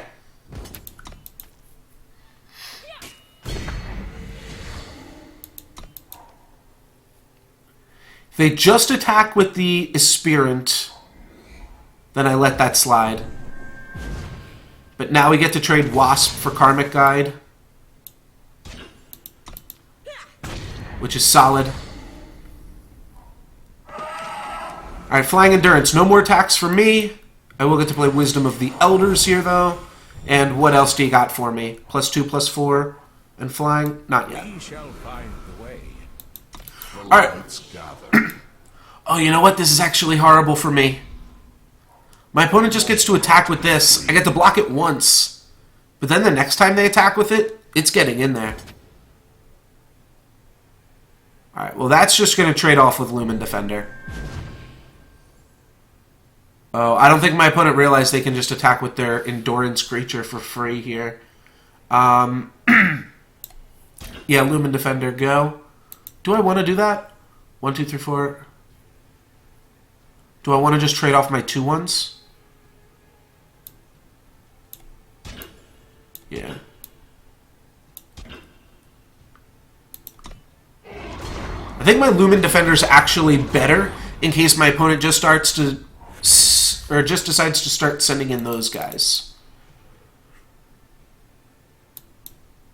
Just keep playing my land here. Yeah, if my opponent ever realizes that they can just attack with their 4/6... it'll become a 5/7. I block and we bounce off each other. Alright, Echo Creature is no bueno. That's a 5/4. Yep. Towering Pod or whatever its name is. I'm gonna stop playing my lands at this point. Because I've got more Awakened Students in the deck, and I only have just a few more lands left. Oh, they've got the ultimate on this now. Okay. No blocks for sure. It's actually fine. My opponent actually didn't gain anything out of that attack. They can now attack with both of their creatures, but still kind of okay. I am going to double back on that and play a land here, though. Now they finally realize they can turn that guy into a 5/7. I think a double attack could have also been reasonable as an answer from my opponent there. Clearly have no attacks at this point. Nor do I have any blocks. My opponent can just start swinging for 12 at some point. They're going to get that guy just a little bit beefier.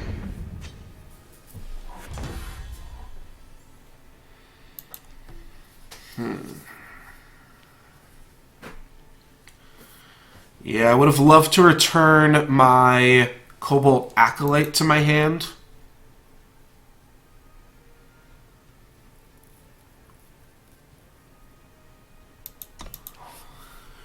You take a little bit more damage here.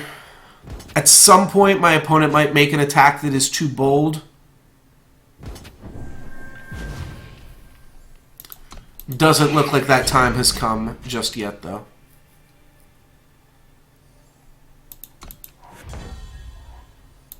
Mind over body. My Awakened Student's not even racing his Oath Book. I think my opponent will double attack here. It's lethal. I have to block. Which I think means I have to teleport. Yeah, this one's not looking good. Okay. So pretty sure I just bounced the Owl, take 7. If I bounce this, they could, like, replay it. It only costs 1 mana to replay it. Then they could ultimate it again. This at least costs them their turn to replay this card. I'm not sure what I can draw here, even. Mind over body. Not dead next turn, though, either, which is important to realize, because I still get to gain 6 life. Mind over body.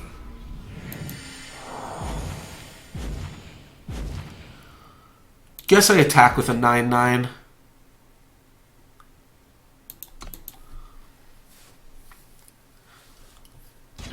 I have no cards in hand, so, like, I don't know who I am fooling here.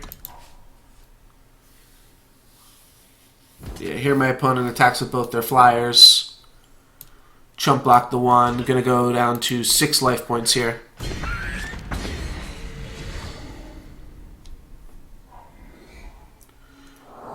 This guy's gonna turn back on. Draw another Awakened Student. I guess I just play it. Mind over body. And attack with everything. And say good game.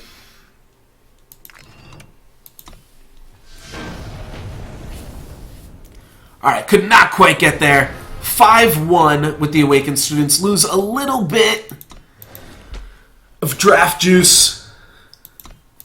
Still feeling good about this deck. It's not a 7-0 either. Which I have actually, I looked at my stats. I thought my previous Awakened Student draft was a 7-0. It was not. So, still chasing that 7-0 dream. I'm going to redraw a hand with Wisdom of Elders, and no, no blue mana. This hand's perfectly acceptable, though. No blue mana for our double Primal Sigil, but an Awakened Student. So, I'm happy. And then I draw the Primal Sigil. Well, you know what? If this hand ain't perfect now, I'm going to play around Static Bolt.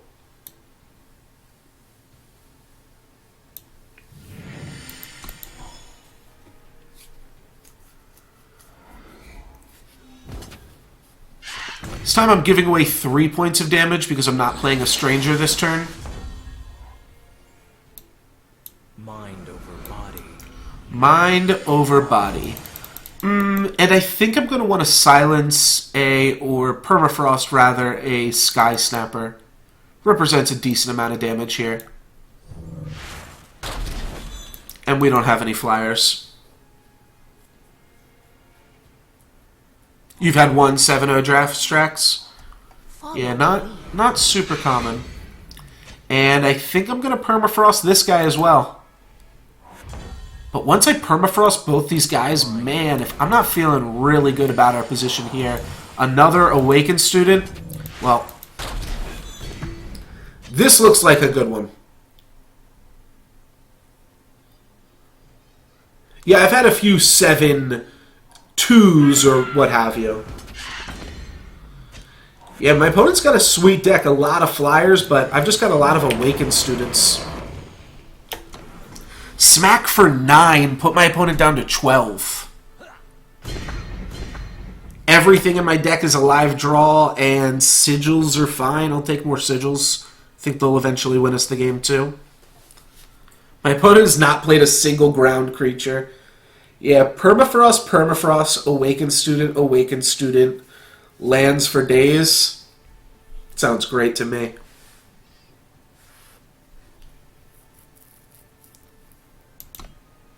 Especially because in draft, you can't play a Twilight Raptor turn 1. Because there's no seats in draft. There's only banners. Alrighty.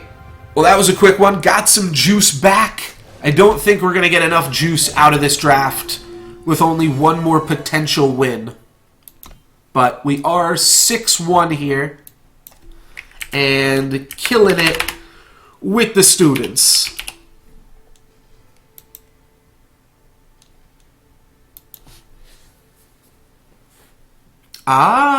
Sandwhale commented, if you trigger a Lumen Shepherd's Fate ability to make a 1/1 Wisp, then you can play a Felm Banner and play a turn 1 Twilight Drake. Very cute, very cute. And I guess that's probably the only way to do it. I'm thinking, like, there's no other fast mana in the game. There's a card that makes your spells cost 1 less. But I believe that only works for what we'd actually think of as spells. This hand seems great. We've got the perfect mana for the Permafrost. We've got the double green already. That's a great hand. Yeah, Lumen Shepherd for the banner just to just to turn on your Felm banner. Seems like a long shot. Stomps, hello and best of luck to you. But mind over body, I have to say, I think is gonna get there this game. Wowie zowie. Mind over body. Yeah, this is a good way to finish it up here. Just turn 1 Awakened Student, turn 2 Awakened Student, turn 3 Awakened Student? Show me Awakened Student. Alright, unlucky. Game sucks. Game's rigged. Safe travels, Ren.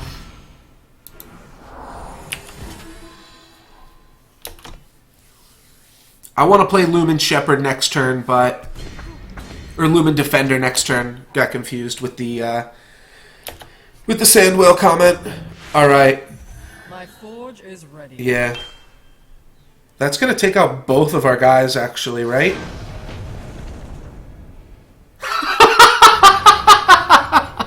Alright, that's how you end it there. 7-1. My opponent had a way to turn my 4-4 into something that was potentially stronger. But unfortunately for them, we got a legendary creature. So that's going to be a 7-1 draft with quintuple Awakened Students. Let's crack open some chests here. Boom. Alright, some pretty sweet green cards here. I'm going to wait to crack open my packs at the end of the stream. Yeah, that was quite a way to end it. Yeah, so packs I'll crack open at the end of the stream. I'm going to hop into another draft here, considering we just made gold off of that draft. And Enlightened Stranger again to start us off. There's also a Karmic Guardian. You guys can debate the merits of those two cards in the chat. We are definitely drafting Combrei. Combrei till we die. But which card should we pick? Well, I'm going to let you guys discuss that. I am going to go grab some water, and I will be right back, my friends.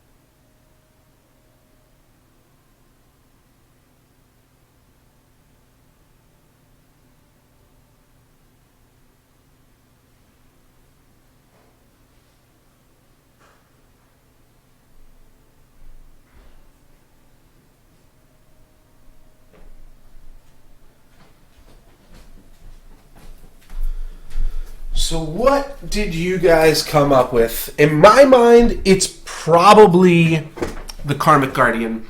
That's true, the Monument is also not a bad pick. Cobalt Monument... Sorry, my chair is having a little bit of a problem here. Now, give me 1 second. I'm going to move my mat back a little bit. Let's see if that helps. Give me some more mobility. All right, sorry about that, friends. Monument might actually just be the strongest.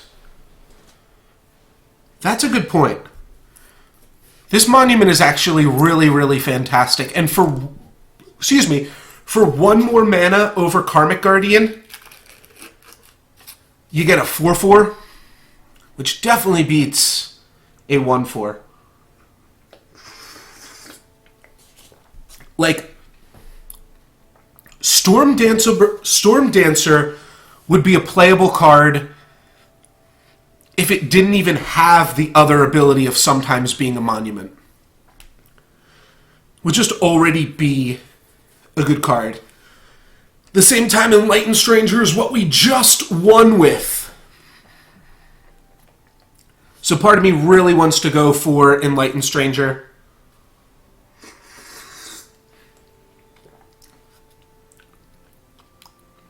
I'm going to slurp some applesauce. I'm going to get that out of the way real quick so that you guys don't have to listen to me the whole time. And I'm going to mute my mic for 1 more second here.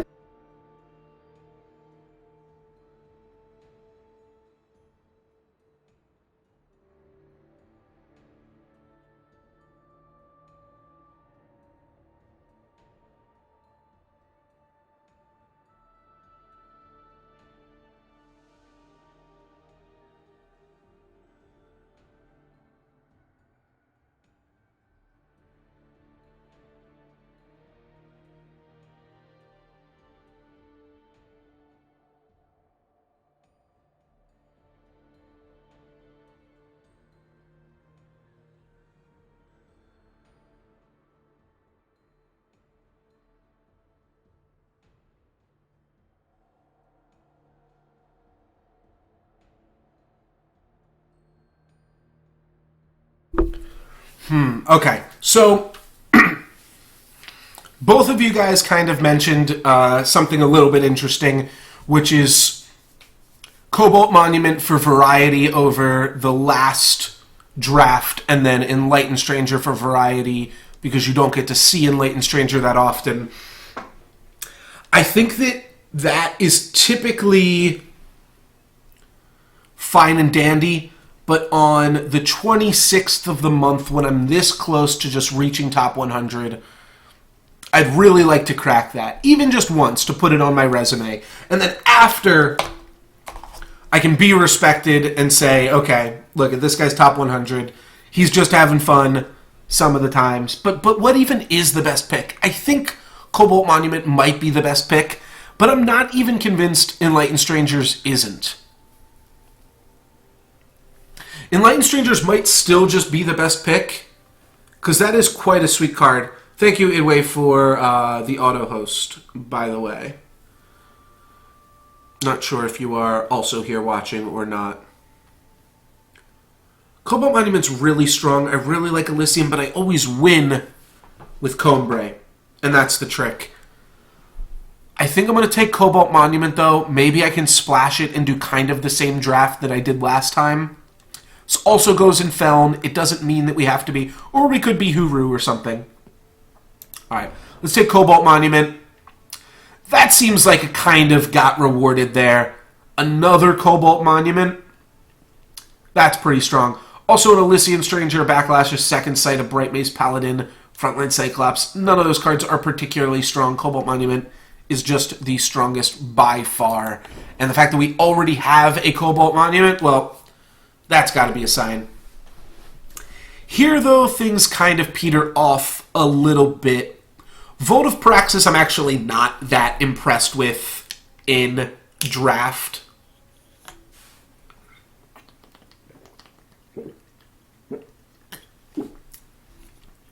And there are no opportunities here to set up a shard. And by a shard, I mean 3 allied colors so that you, like, Sword of Icaria has no... I know I always win with Combray. Just take the Combray Magister.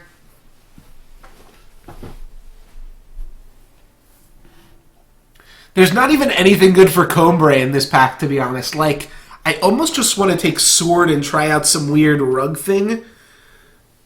Because, what's up, Kaleri? How you doing? There's really nothing that this pack is pulling me to. I also already have 5 Volt of the Praxis for constructed purposes. It's the only thing that I have in constructed is Volt of the Praxis. I don't think I'm going to play it. I think I'm the most likely here to play Rebel Sharpshooter, Sword of Icaria, or maybe the Vault. Don't really want to play Camel either. That card's pretty terrible. Alright, I'm going to take Sword. All of these cards are Rakano. It's a little bit weird. Like I said, I'm the most likely to play Rebel Sharpshooter because I could pick up some black cards trying to play Feln and then wind up in Stone Scar. But I think I'm just going to pivot here. Another Cobalt Monument. Oh my god. Oh my god. Cobalt Monument, what are you doing to me? Alright, I'm going to take it.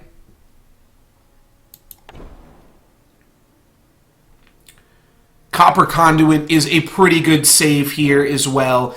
Ancient Lure, this was the card that I was thinking of. So I thought about it a little bit because I had previously, in one draft, picked up a first picked Volt of the Praxis.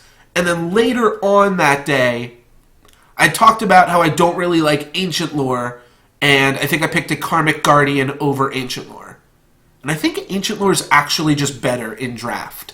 That said, Copper Conduit is better than both of those cards by far, and I'm going to take it. And maybe we can make an Elysian thing happen. Maybe we can still make some other stuff happen. But I'm just going to take the most powerful card. And I'm going to see what comes of that. I'm not going to overthink it here too much. Yeti Spy seems meh.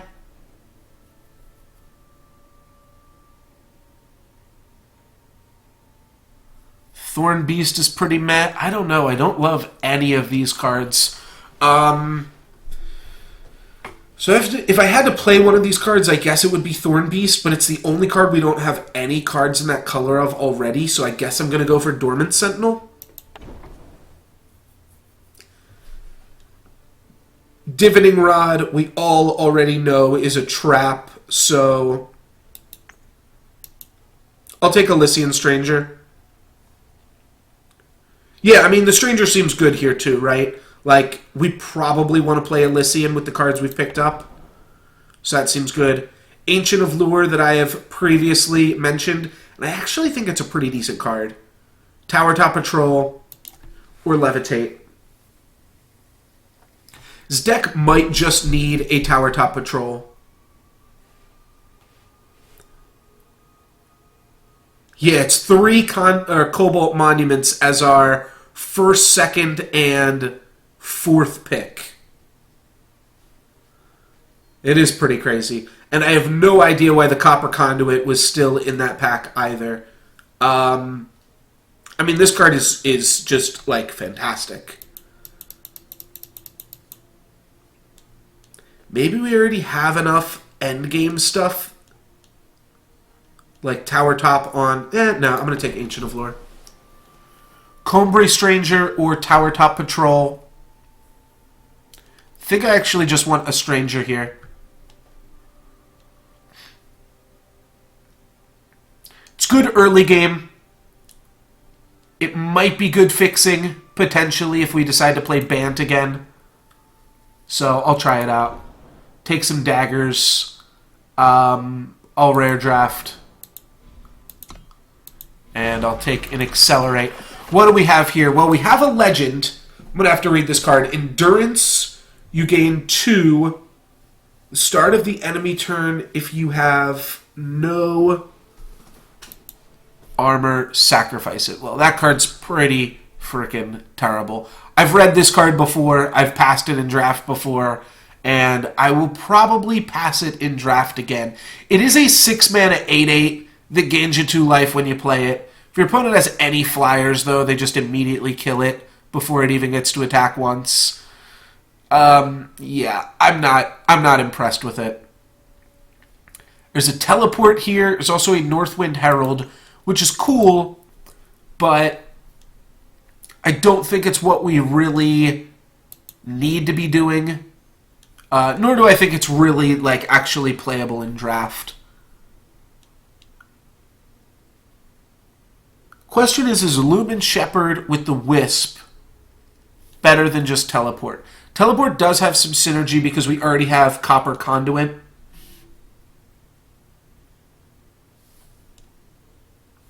Oh, because it says at the start of the enemy turn. Okay, so it does auto get to attack once, the Plated Demolisher, because you play it, gain 2 armor, your opponent plays a flyer, or your opponent attacks you with the flyer, then it's your turn, you get to attack, and then on their next turn it dies at the beginning of the turn. Right, so unless they have a burn spell, it's going to survive. It's a double splash. I just don't think I want it.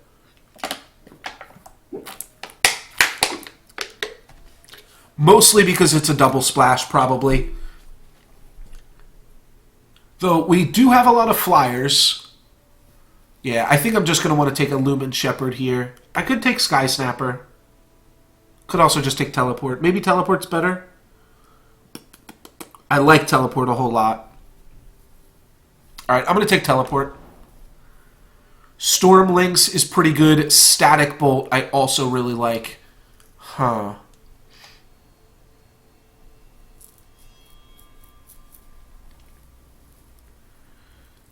Yeah, I think I want to take a Static Bolt here, start actually getting some more blue cards to play off these Cobalt Monuments. There's nothing that actually says I can't be Combray or Bant still. I think Static Bolt's going to be better in either of those situations, though, so I'll take it. And then we've got an Emerald Monument, an Initiate, a Wisdom, and then some more funky stuff up here. So Wind Shaper to buff our flying units. That's typically pretty decent. And a Tundra Explorer. When it attacks, you draw the top card of your deck if it's a spell. Good with... yeah, it's just easier. Everybody knows what you're talking about if you say Bant. There's probably like 3% of Eternal players, maybe 10, that went from Hearthstone to Eternal and skipped Magic. Yeah, the Wind Shaper also seems to work well with all the monuments. I'm just kind of looking over this pack.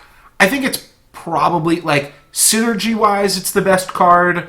Curve-wise, it's probably the best card, too. So I can't really come up with any reason not to take it.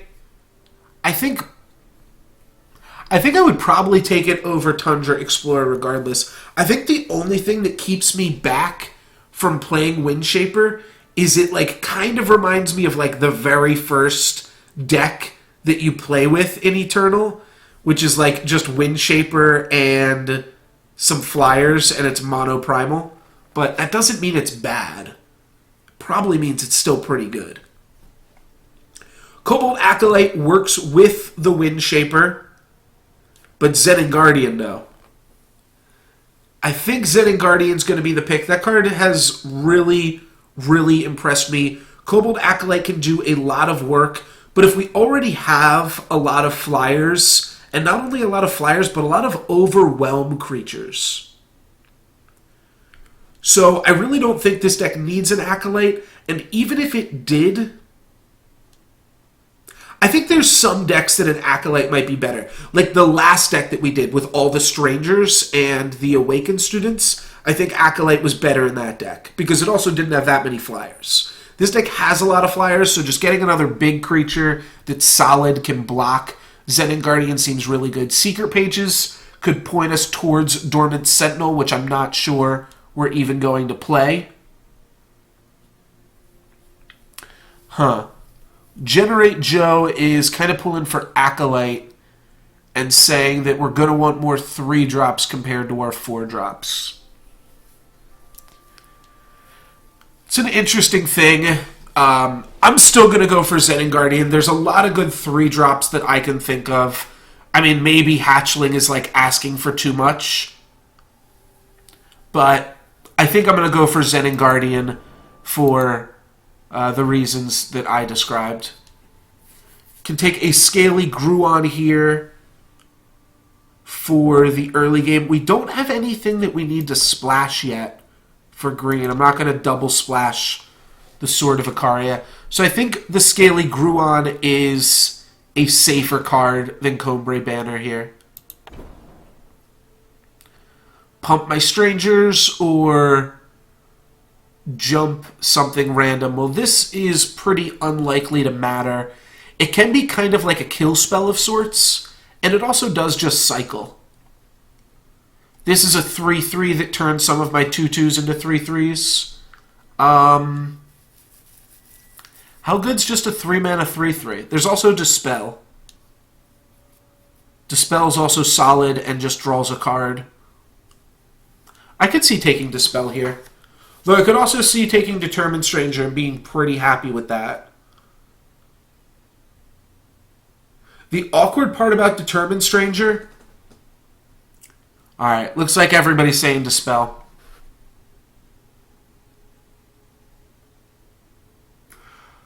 I'll take it, but I'm not super happy with it. The awkward part about Determined Stranger is that it pumps their Combray Stranger. So if they go turn 2 Combray Stranger and you play a Determined Stranger, then like their 2-drop is beating your 3-drop out of nowhere just randomly.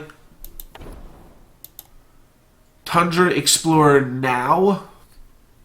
I'll take it. I mean, it's a 3-mana 3-3 with no drawback, even if we don't get it. And now we've got Teleport, Dispel, Ancient Lore, Static Bolt, and that's it so far. But we've got some spells that we can potentially draw.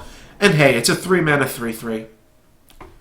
Find the Way is actually a fine card, I think. Flash Freeze isn't super exciting. Herald Song, yeah. I don't know. None of these other cards are super exciting. Flash Freeze is neat, but I'll take a Find the Way. It really helps facilitate a splash. Not sure that we are going to splash anything, but if we decide that we need to, it'll help along with that. Eastwind Herald I am actually going to play in this deck, and I think it's actually pretty good. What else do we have? Okay, so Rain of Frogs, which is like a discard spell that turns a card into their hand into a 1/1 frog. In draft, I'm not sure. It seems okay.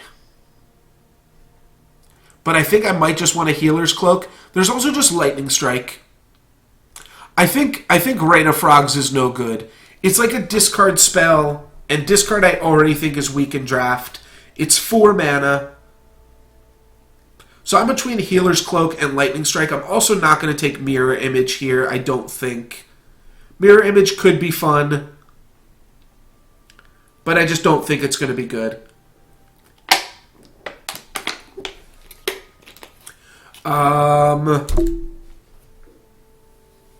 Sauropod Wrangler helps us play the Cobalt Monuments, but we need 4 mana in order to play the Cobalt Monuments anyways, so it doesn't actually do anything. It does help the Sentinel, which again, I'm not sure I'm going to play, though Healer's Cloak is good with the Sentinel. Strike is just removal. It's early game. It's a good play. Healer's Cloak I do think is a good card, but I think I am going to go with Lightning Strike here. Alright, well this pack has some cards. This pack awkwardly, and I don't know if I mentioned this out loud or just in my head, but Eastwind Herald is actually really good. It's like a solid card just to begin with, but then once you partner it with some Wind Shapers, I think it's quite fantastic. So Steward of Prophecy, meh. Praxis Displacer, pretty good. Wild Cloud Snake, I'll say medium. This is medium minus, medium, medium plus. And then you have Serpent Trainer, which is quite fantastic. Potentially better than Praxis Displacer, though not strictly better. Praxis Displacer can also, it can be a tempo card, it can kill a weapon that your opponent has equipped to one of their creatures, it can get a blocker out of the way and let you get in for lethal. So it's a pretty good card. We do already have one teleport. I think I'm going to go for Serpent Trainer here. It's really close. But I'm going to go for Serpent Trainer.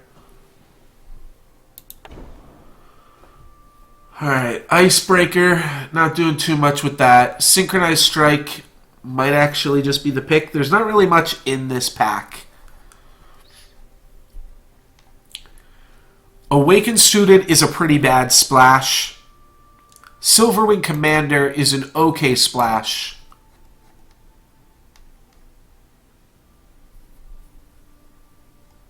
But it does cost double green.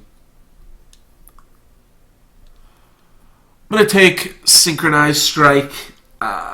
Don't know if I'm going to play it, but there's times where it's relevant. Alright, and then again, all the cards. I'm getting like no cards, 4 cards, no cards, 4 cards, back and forth, which is pretty funny. Lycian Trailblazer, give the top spell in your deck Echo. That can be quite fantastic. I can take another Serpent Trainer. I can take a Frostkin. Starting to agree with having too many 4-drops here, but I made my bed.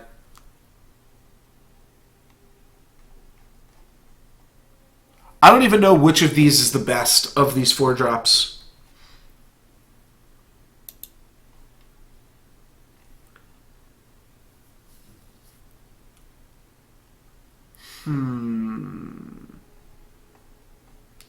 Yeah, I guess the deck's decent so far. I feel like it's Serpent Trainer again. The awkward part is that the Serpent Trainers just get blocked, and like I don't have any way currently to get the Serpent Trainers through if my opponent just has a 3/3 flyer or something like that. But if they don't, Serpent Trainer's obviously just fantastic. Alright, I'm going to take Serpent Trainer again. Here's a Levitate, which awkwardly doesn't let Serpent Trainer get through. But it's either that or Combre Banner or Slow. So, I'll take a Levitate. Unstable Form is meh.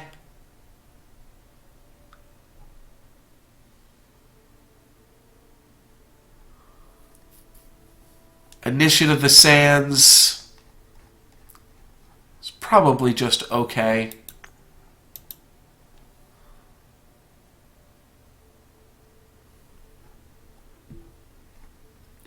Yeah, the Blast is an okay card here too. Definitely not feeling as good about this deck as my last card, or as my last deck. I don't think I want a Blast. I mean, it is a fast spell, so it can do some work. I know you guys hate Initiative of the Sands, but I'm going to take it here again. I'm not going to take a second one. I'm going to take a Frostkin, I think. Snowball's pretty good, though. Nah, it's got to be Frostkin. Frostkin lets you... Alright, thank you, Kaleri. I will check it out. I thought I was going to stream some Soulforge on Monday, but just with the end of the month coming up, excuse me, I want to focus on Eternal as much as I can, and after the month rolls over, I think I will play Soulforge again. Haven't touched it since February 1st, but sure, I'll get back into it. Frostkin seems pretty good to get some Frostkins in there. Frostkin is really good when you're playing the tempo game, too. It bothers me that this card has Ambush, as if that's actually a thing. Like, sure, you have Ambush. That doesn't do anything for me. But it's a reasonable blocker. Blocks absolutely everything. And late game with Windshaper, hell, maybe we can make it be a little bit something. It's kind of anti-synergistic with Serpent Trainer because it makes them leave their guys back and then I can't get in, but that's fine. Take a Cobalt Acolyte. Here can take a Horned Verlunk or another Serpent Trainer. Kind of want to just keep the trainers going. Yeah, I think we can. Alright, and then another Zenin Guardian and a Humbug. Humbug I don't think I'm going to go for, though. That is a little bit too all-in for me. Elysian Trailblazer's good. Beastcaller's Amulet would be a really funny splash because we've got so many flyers. We even have a Levitate. I just don't think I can make it happen here.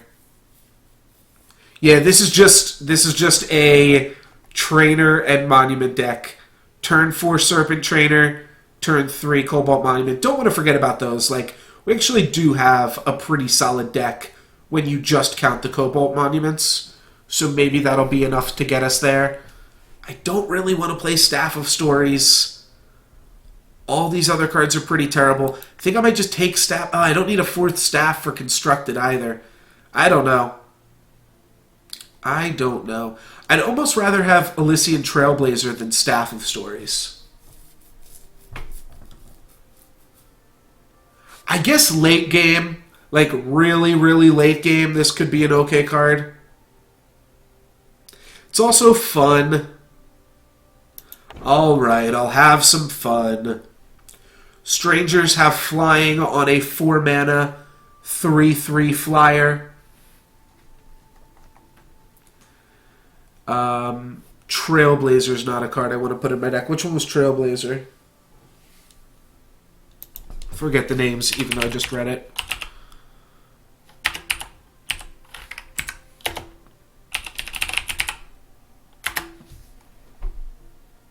Oh, Elysian Trailblazer. Sure.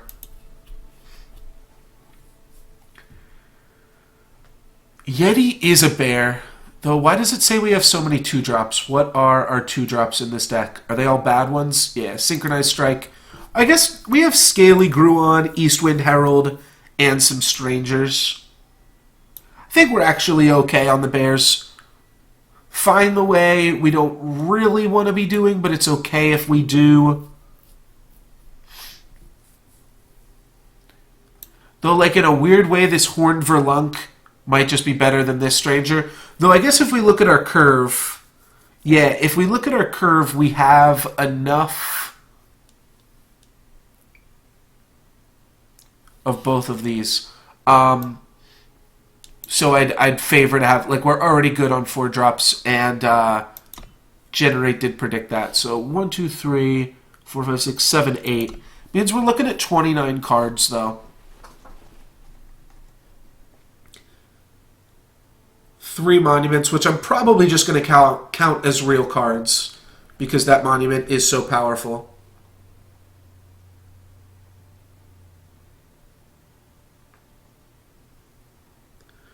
So my question is, am I actually going to play whatever I take here? I don't think I am.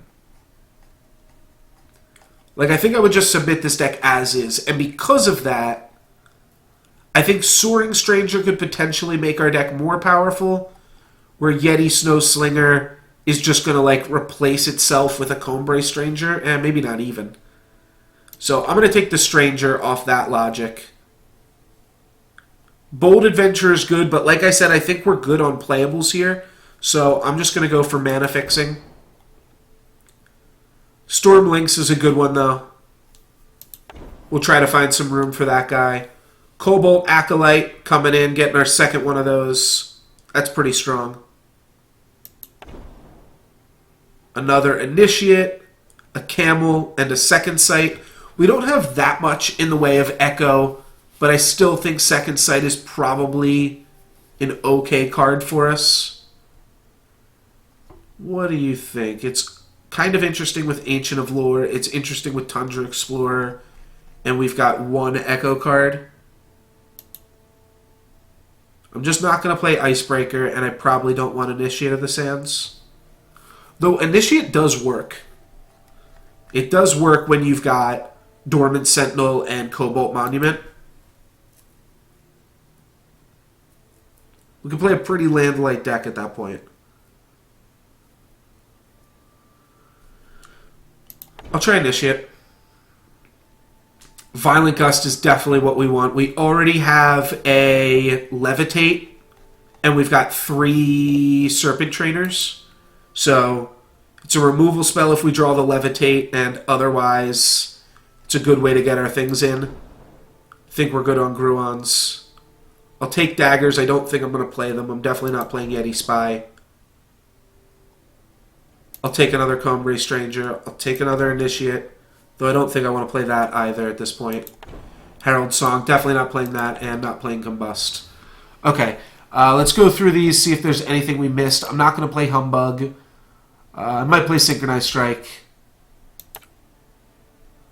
I'm not going to play either Herald Songs. And I'm not going to play Warren Shield.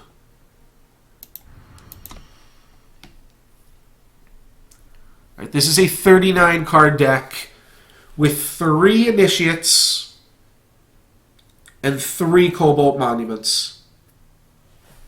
Please never play Synchronized Strike. Alright, wish granted. I didn't really want to play it. It's just a potential playable, so I wanted to throw it in. Our late game is pretty insane with Ancient Lore, Dormant Sentinel, Staff of Stories, and Zenning Guardian, as well as all the Cobalt Monuments. What we don't have is really any spot removal. But maybe Copper Conduit can get us there. Initiative of the Sands makes these Copper Conduits a little bit better as well.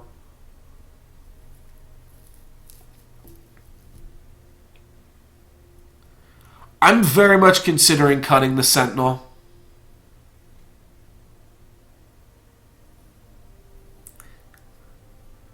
Yeah. I think our late game's fine. We probably don't have to play Staff and Ancient Lore. Probably just don't have to play the Staff is the answer. The card seems kind of sweet. We didn't really get any Echo cards other than our Daggers, which are a little bit awkward too. So what are we looking at right now? Well, this is only 9 lands. These Initiates. So we got to figure out how many lands we want to play. With both Initiate and Cobalt Monument, how many lands go in this deck? Well, we want our curve to hit 5. I think we probably want...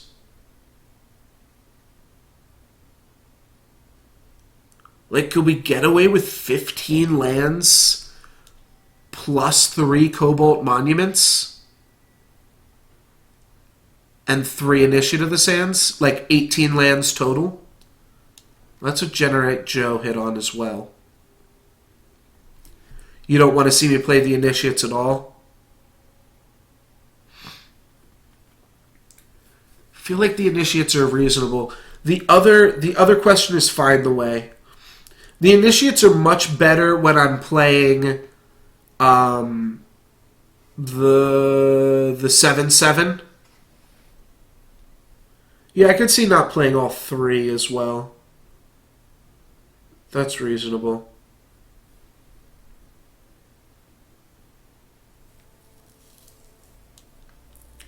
So how many cards do I have to cut here? 6. 6 or 7 cards have to get cut. 4 mana, 3/3 flyer. That's the trick, is like, Soaring Stranger does beat Serpent Trainer just in a 1-on-1. But pretty much just means we need to find our Gust for it. Our Violet Gust. If my opponents ever play Soaring Stranger, we have a Serpent Trainer. Soaring Stranger is also pretty bad if we give their Strangers flying and then they can eat our Serpent Trainers. That would be pretty terrible. I'd kind of hate that.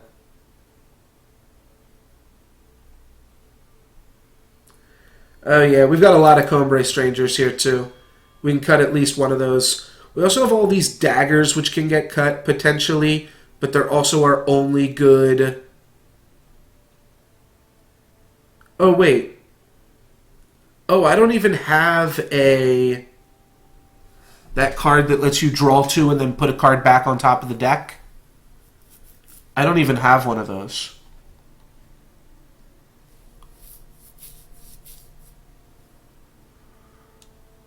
Yeah, well, without that, Dagger seems pretty mediocre. It's still fine, but it's not great.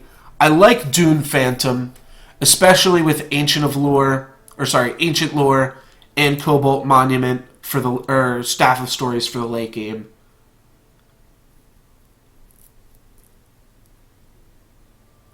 Stops a decent amount of stuff too. So what am I looking at? I kind of want to cut like 4 more cards. So like what if we cut here, here.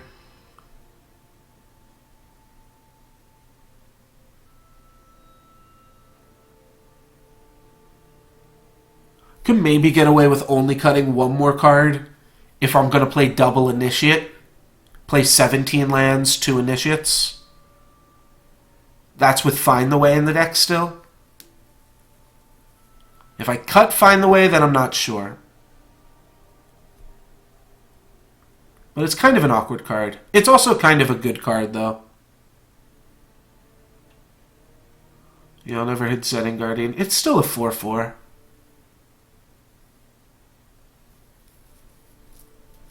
It's 17 lands and 2 Initiates, so you can turn it on with that.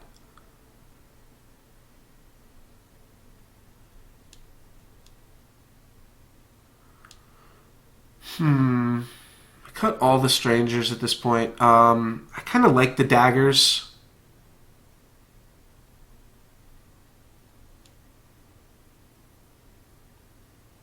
What can get cut? I mean, Dispel. Dispel kind of feels like it needs to stay.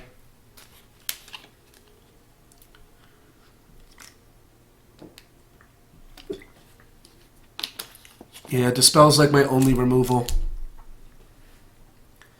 So I guess we're looking at cut the staff and just go on the Cobalt Monument plan.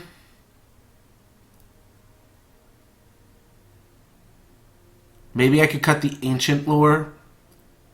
Because if I only want to play 1 draw spell, I just play the one that's like potentially more powerful. Lightning Strike works well with the Staff of Stories too.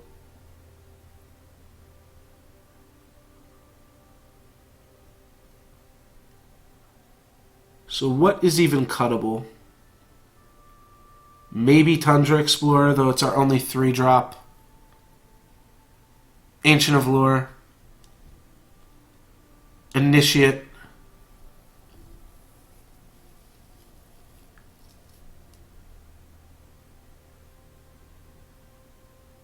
Find the Way.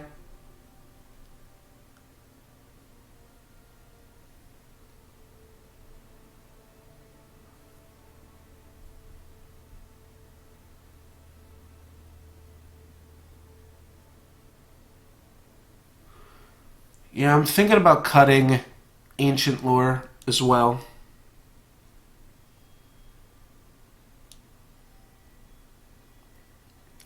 It's double time, not that that's super tough. I do have Find the Way as well as Initiative Sands, but this is currently only... Well, this is currently a 17 land deck, right?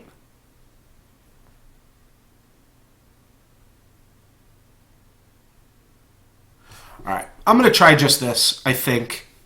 Maybe I cut Find the Way and go up to 18. Could honestly see just doing that. Like, maybe I just don't want it on the curve here.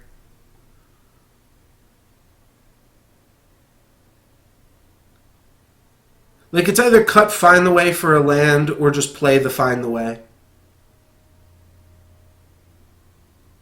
I'm not sure which is better.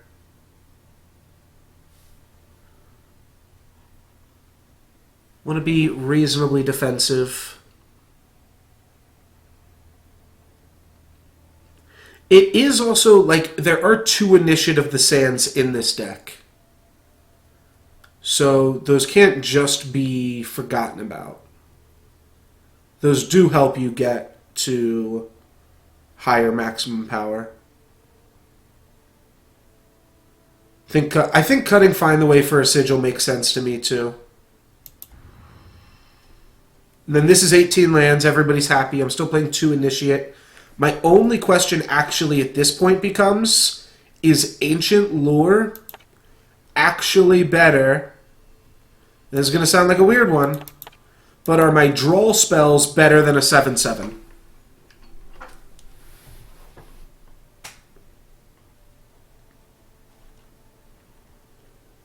But if I'm going to play the 7/7, then I kind of want Find the Way. So what if I put in this 7/7? Because I actually do think it's good. And it's one of my few targets for Cobalt Acolyte other than itself. Though Cobalt Acolyte can also give their units flying and then I can Violent Gust them. Which that's kind of cool too. But if we do this, what if we cut then... I mean, I could almost cut both of these draw spells at that point too. I don't even think that would be that crazy.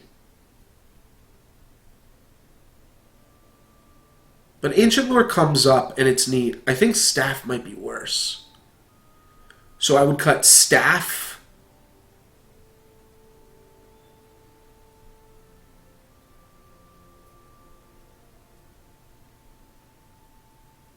And, like... I don't know. You guys probably want to see me cut an Initiate, but cutting an Initiate for... a Sigil also doesn't really make any sense to me.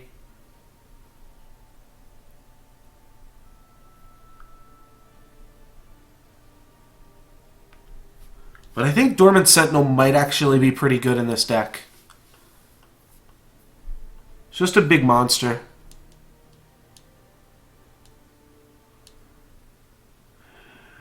It is, like, attacking is also pretty bad, though. You'd always rather be blocking than attacking.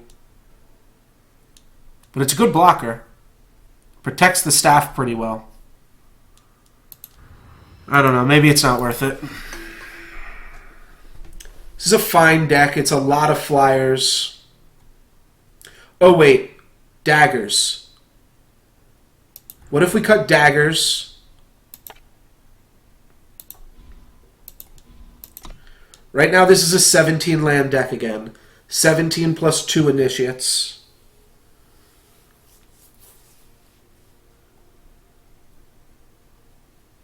Could almost see cutting a Serpent Trainer with this deck, but...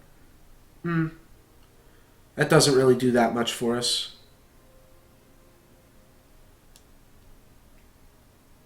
Oh, I do have 2 Zenning Guardians. I saw somebody in the chat say cut a Guardian. And I didn't realize that I had 2 in the deck. For some, like, I looked at it when you said cut a Guardian, and I didn't even realize that I actually had 2. Well, if I have 2 Guardians, I don't need a Dormant Sentinel. I've got enough late game, actually. I've actually got plenty late game. And I like Find the Way again. So this is an 18-land deck.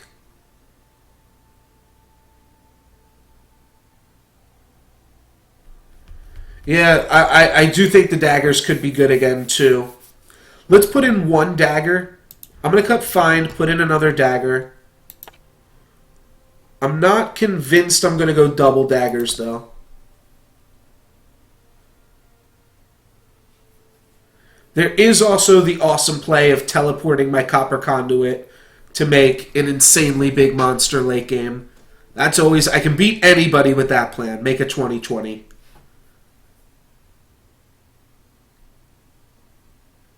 Yeah, I like the staff. I like the Ancient Allure. All right, this looks solid. It's 18 lands. I think this build makes everybody happy. It's double Zenning Guardian, which puts in a lot of work. We won enough Primal Sigils that we don't actually have to play the Cobalt Monuments. We do have one double time card, though. Let's hedge a little bit, just do an even split. An Elysian Stranger. Though 2 of our early drops are blue. Now, I want 8 Sources of Time. Yeah, to play Initiate of the Sands as well. Okay, this deck looks good. Cobalt Monument, let's go, baby.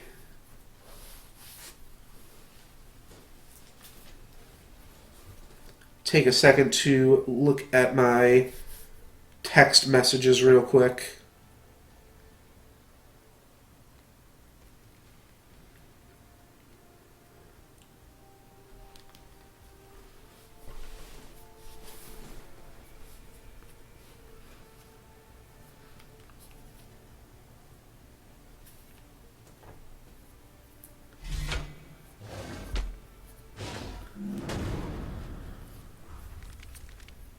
Laminations plus a 2-land hand on the draw. I'm going to go for a redraw. We're guaranteed to get at least this much lands again, so sounds good. We got only that much lands. A little bit unlucky, but there we go. We're on the draw, so all things work themselves out. Turn 2, Eastwind Herald. Turn 3, nada. My opponent played a turn 2 Initiative of the Sands, though, so I'm not too afraid here. From the east. A Gift from the East. That's an interesting voice effect on that sound. Flying Aegis worries me a little bit in terms of what a Combrei deck could do to saddle this up. I have an answer for it eventually. The ice is deep here. I'm going to go for giving my Tundra Explorer flying. That sounds solid to me. Or just playing Serpent Trainer, right? Alright. Serpent Trainer it is. Follow my lead.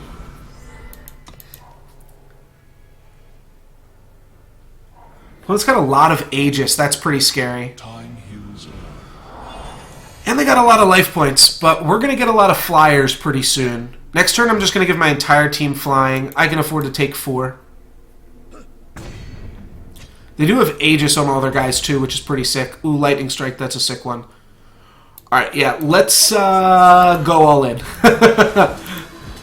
We are going to have a blocker back for the Silverwing Familiar because the Infiltrate's going to trigger, or they're just going to chump block. Oh, do they have just a safe return? That's fine. It's a pretty good play from my opponent, then.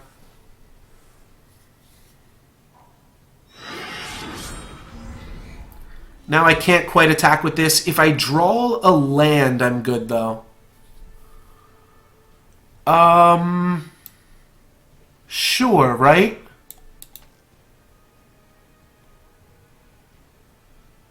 I'm not sure.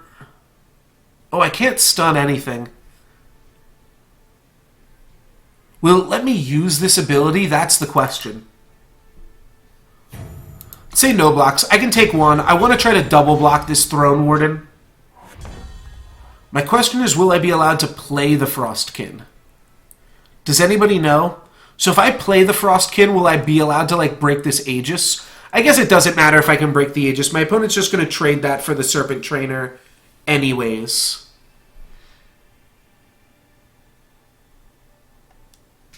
Alright, let's trade with Serpent Trainer. I can keep Eastwind Herald back, actually. And that stops 1 damage from Initiate. Alright, that's solid. We'll trade these 2 off. It's still a 2-for-1. I'm fine with it. It also clears up the skies. Could pop the Aegis on Warden. Do I draw a card if I pop the Aegis on Warden? I think I'm just going to go for the mana-efficient play. Because if I draw a land next turn, then I'm in a decent spot. Then I can play a Dispel and a Lightning Strike. Alright. I'll take 5 again. My opponent does have a lot of life points, though. That's pretty good for us, though. Yeah, got rewarded. At this point, I don't even have to Lightning Strike it. I can just play Frostkin and double block. I'm losing a little bit there. Let's Dispel. Do I draw a card still? I think I do, yes. Cool, cool, cool. I'll have a 2-2 to block Initiate here, so swing for 6.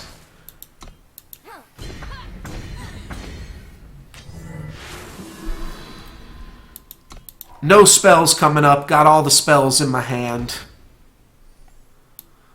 Lightning Strike. Hope this works. If they've got Giant Growth, then I'll double block it. Now we can hit them for 8 a few turns in a row here. 8's a pretty good number.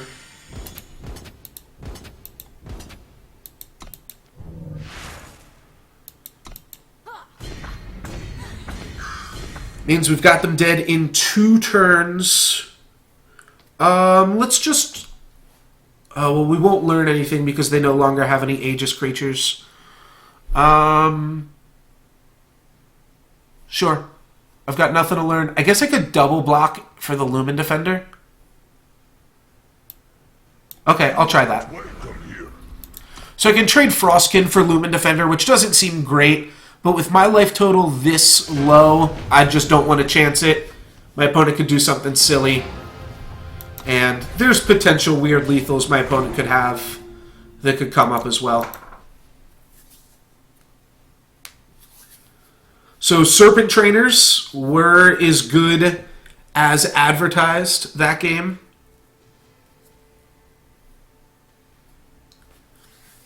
Yeah, it worked out pretty well that we eventually did hit the 5th land there. I'm not sure what happens if you were saying GG because I just played against you or you just thought that I played that well, but either way, I appreciate it.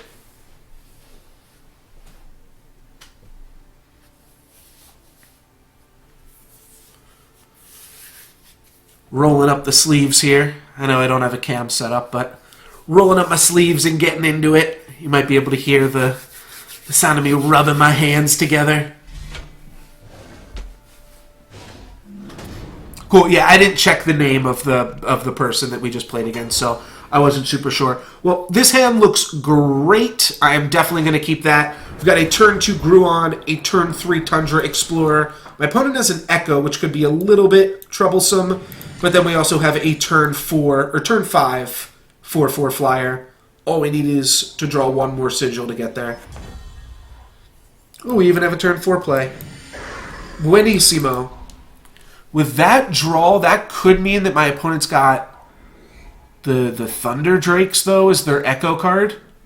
Or it's just Unstable Form. I hope it's just Unstable Form.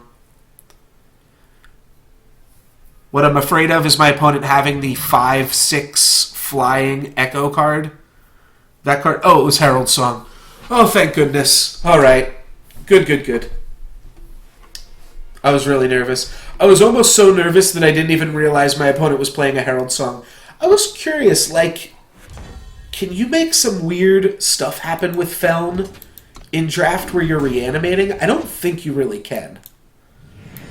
The ice is I think my opponent's just discarding the most expensive card in their hand while they dig for lands.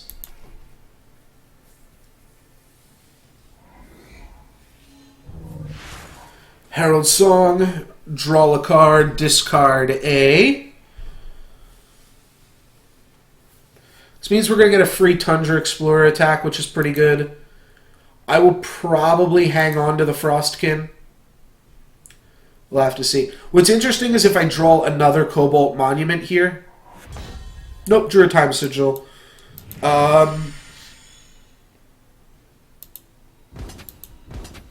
Let's attack first, see what happens. Alright, no trigger. So next turn I'm going to play Cobalt Monument. The turn after that I might want to play Frostkin plus Static Bolt. Opponent's going to have 4 mana. What can they have for 4 mana in this combination? They could have like a 3/5. Alright, I'll hold.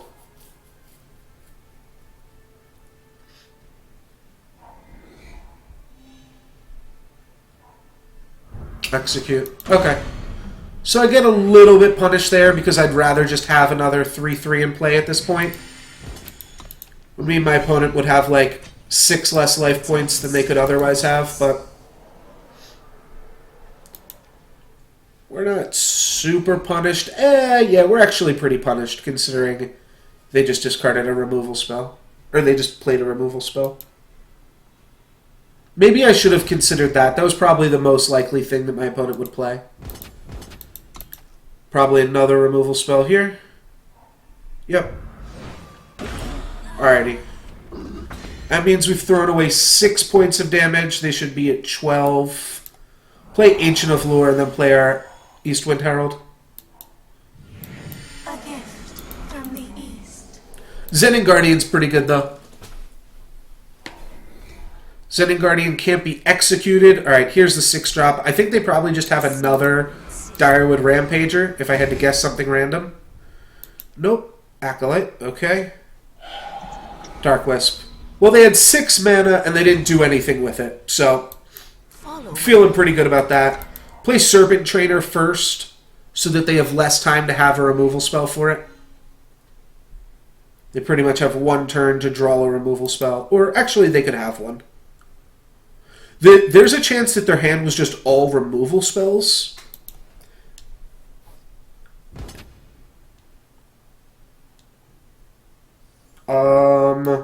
So I'm definitely going to block here, right? I guess I'll just block here. That way they don't draw a card. I'm just like a little bit wary of quick draw, but this is actually probably best blocks anyways. That way we don't let them draw a card. Yeah, it's actually perfect. Looks like they've got something, clearly, right? The only thing I can think of is +4 attack and quick draw. Yeah, but what are they doing with that? They're trading a Rapid Shot for a Scaly Gruon, and then just devouring that anyways because it doesn't matter.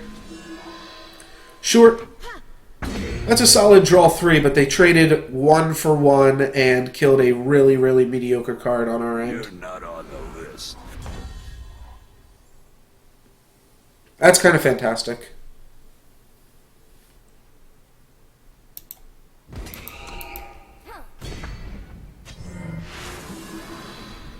Can actually protect it here too.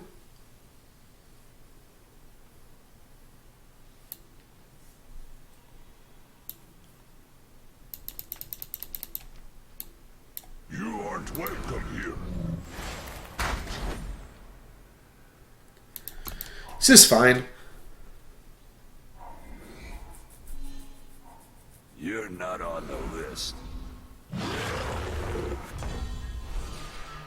Wow, that's a really good draw too. So next turn, this turns on. I can trade a Frostkin for a Bouncer.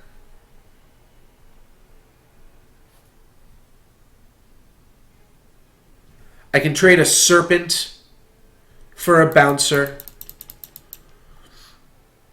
And then I can take 2 this turn. Or I can just keep open the Serpent Trainer. Yeah, that's better.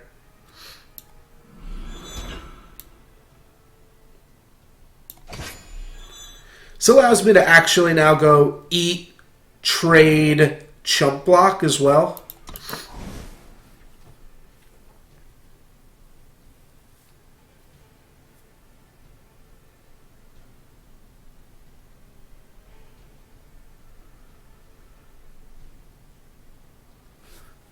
Considering that's now the block that I'm going to make, I should have put the daggers on the Serpent Trainer so that when I draw a jump teleport, that I can hang on to my dude. Well, if they only attack with these 2 guys, yeah, I'm going to trade. And now look, my opponent could have been trading a quick draw for a 3/3 flyer. That would have been much better. That's pretty good for them. Except I still have an answer for all this. Yeah, now I'll just win eventually. So all I have to do is not die here. So I think that not dying is a plan like this.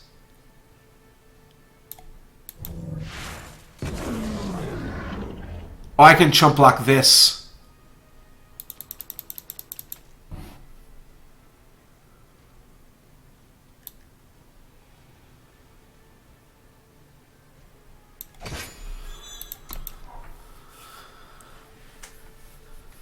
Just putting a little bit of my eggs in one basket here. But right now I'm planning on chump blocking their 5/5, and then all I have to do is draw one sigil in 2 draws, and I get to ultimate the Zenin Guardian. At which point I've got to just be killing it. What are they going for? Oh, they're going for their Direwood Rampager on the bring back. Well, if I can ultimate this, we're pretty good.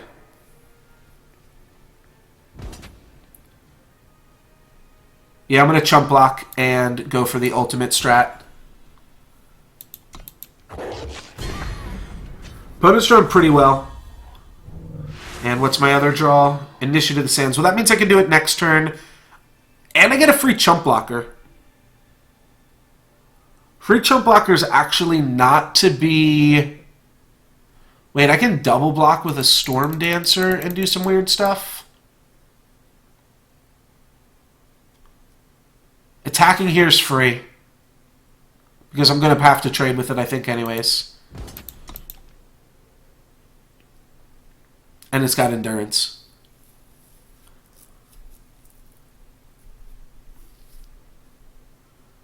Yeah, I'm just going to trade off Guardian for a 7/5 and then trade off Storm Dancer plus Initiate, I think, for a Thorn Beast. The Tempest. Time quickens. I might change my mind on that. But if I'm just drawing more cards every turn than my opponent, I do just eventually win. What are some other options I could do? I could chump block, positive battle.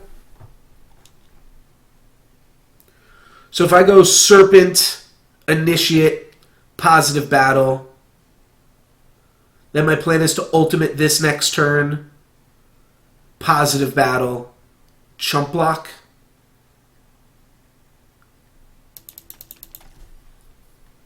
Or could just go trade, trade, trade.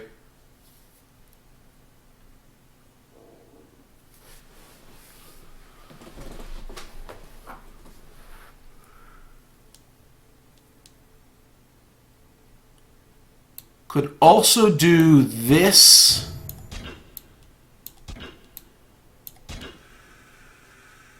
I lose my Storm Dancer for this.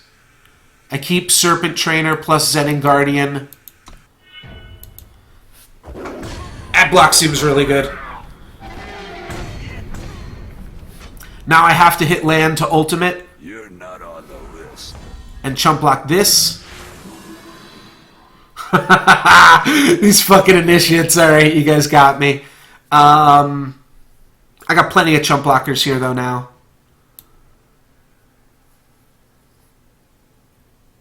Take to the skies. Let's take to the skies. Smash for 5. I didn't really have to, but it's free. I'm going to chump block with this and this, I believe. Follow my lead. Yeah, I think that was a really good block. Alright, my opponent drawing a sigil there. That means there's no way I can lose. I've got lethal in the air next turn. All I have to do is chump block this guy for 7, swing back for 9, and that's game. Good game, my friend. He didn't have to play his sigil pre-combat, but because he did, I mean, writing was on the wall there. I still had a really good turn regardless of all that, but ooh, I forgot about the rank up. This deck's pretty insane. I forgot about the fact that I might reach top 100 with it. That was a cool game.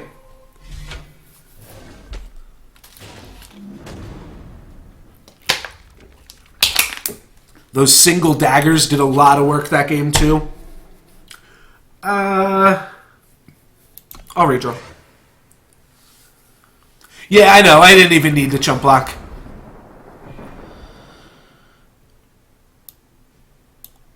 Okay. Hopefully we can just hit our 5th land for the Cobalt Monument. We've got a lot of other flyers here. Against a Rakano deck, it looks like our mana is perfect. Got to dispel for whatever their turn 2 play is, or we can hit them with a flyer. Stone Scar Stranger. Interesting. well, it's not really a good dispel target. Take to the skies. Let's just start getting in some damage.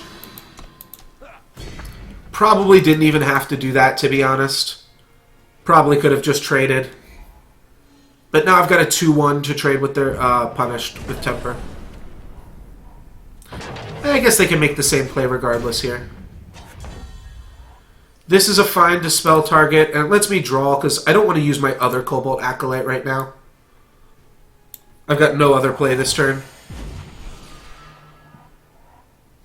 Huh. Let's do that then.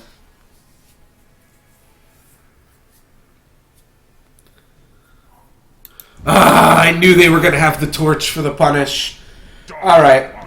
Well, the fact that they have the torch there means that they won't... They're less likely to have a torch for Cobalt Monument. I won't say they don't have it. They're just less likely to have it. Could bait it out by going Cobalt Acolyte Violent Gust. Alright, let's do that first. This baits out a removal spell from my opponent first before we play the Storm Dancer.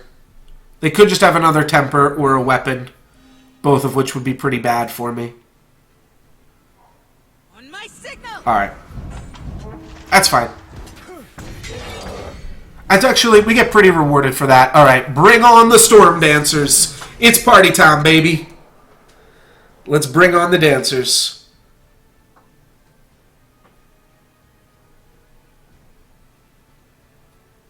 I want to have a crazy party in the air this game. Like, if they don't have any good attacks or any plays here, then we just get to hit them for 5 and play another Storm Dancer if we draw a land.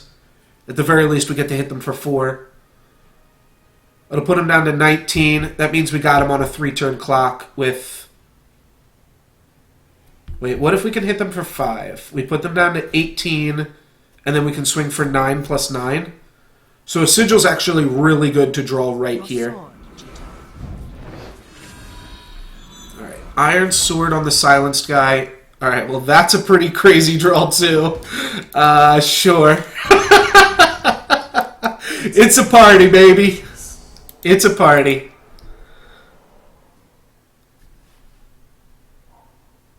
Alright, that's a little bit unfortunate, but they still don't have any great attacks.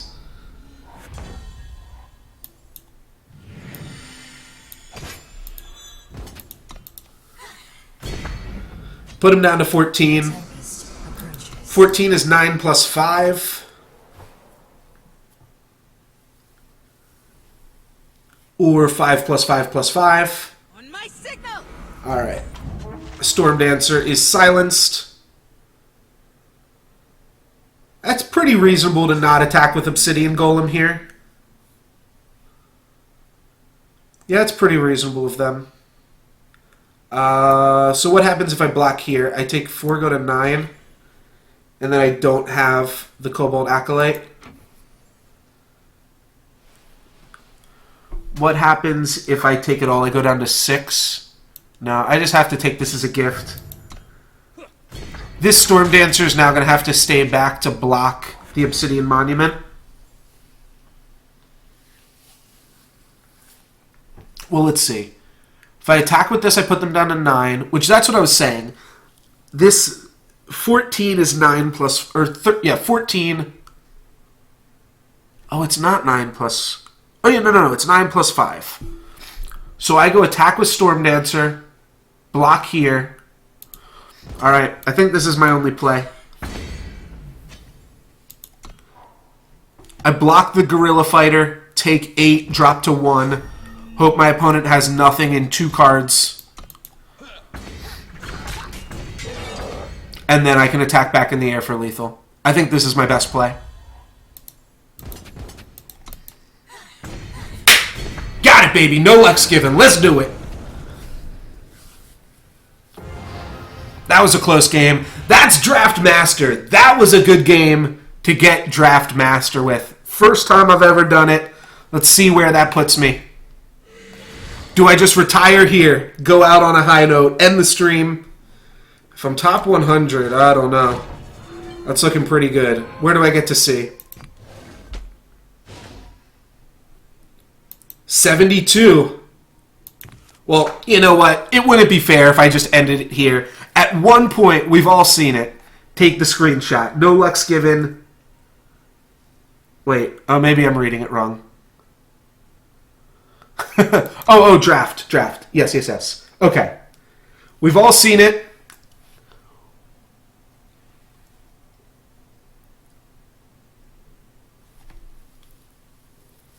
I'm 1 under LSV. I'm 1 under LSV. I think I gotta go for it then. If I can just be better at LSV than his own game, I mean, what more can I ask for? I'm sure all he would have to do is play a little bit more to beat me. But I gotta go for it.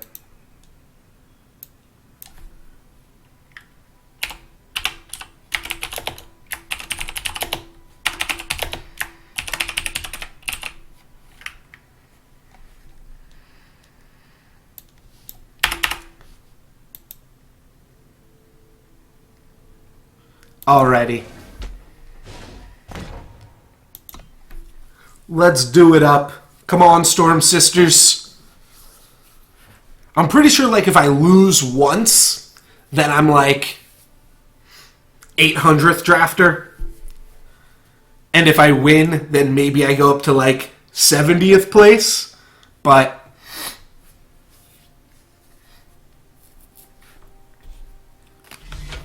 I'd like to give it a shot here.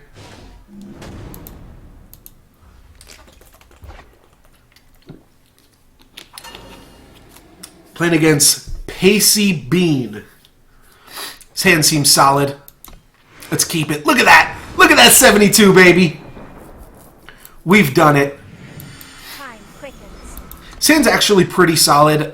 Dune Phantom's going to stop anything my opponent can do. And then we get to go Serpent Trainer into Frostkin, which is pretty sweet. I'm going to attack this turn with the Initiate, but I'm not going to attack next turn into a potential Lightning Strike. Alright, that's a Gruon. Let's run this out there. Initiate on the play is pretty sweet, too. Means I've played a 4-drop and my opponent is just now hitting their 3rd mana. Alright, it's a frog. Unlucky.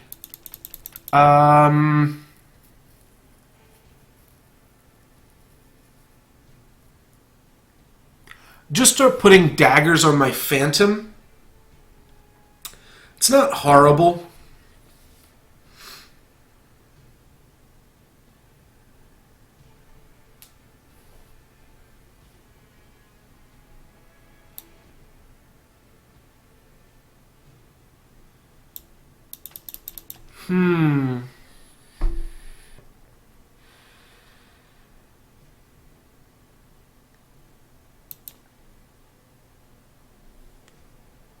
Now that I'm 72nd, I really want that. I really want that number 1. Number 1 drafter of Soulforge and Eternal in all the world. Then I'm coming for you, Hearthstone. We shall find.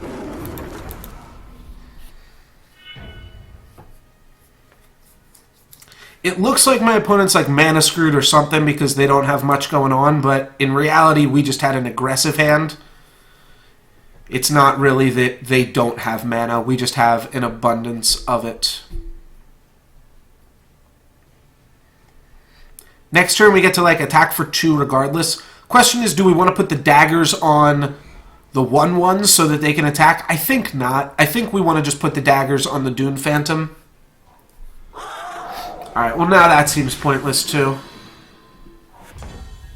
Alright, that's a good one though.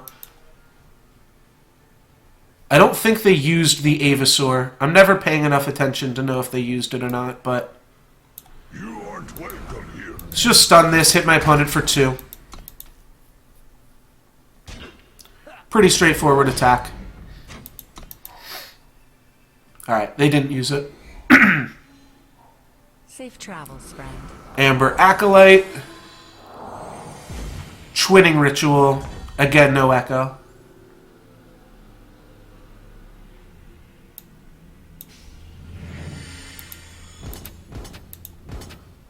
Can let my opponent double block and trade for Stormlinks here. Oh, they could also double block and trade for Frostkin. I don't want that. They can trade for Stormlinks, though. I don't care about that. Alright, they're just going to trade with the Stranger.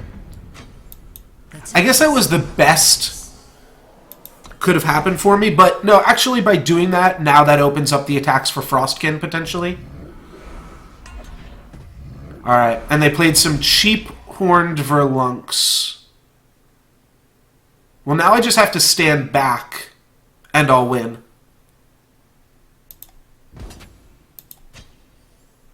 $12. What is 12? 12 is divisible by 11 and 2.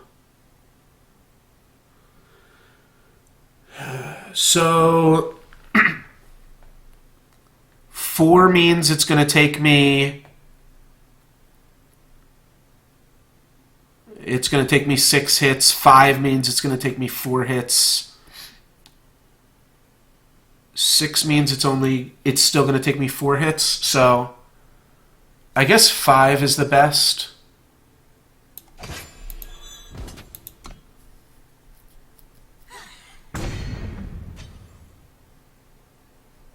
And what kind of blocks do I have? I also want to look at that. I can go...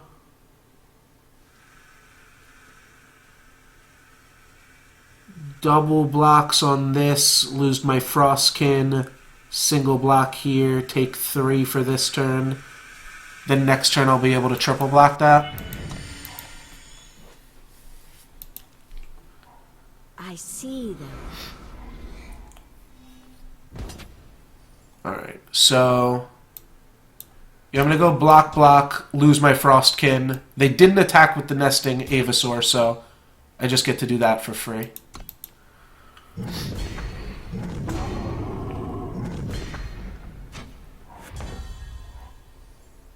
Give a unit flying doesn't look like it's going to do much for us here, considering they could just double block a Stormlinks with an Ornamental Dagger on it. So let's get in for 5.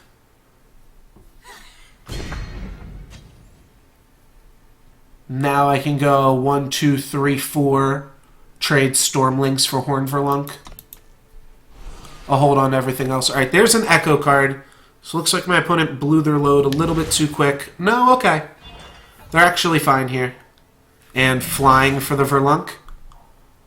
Alright, we got a game, boys.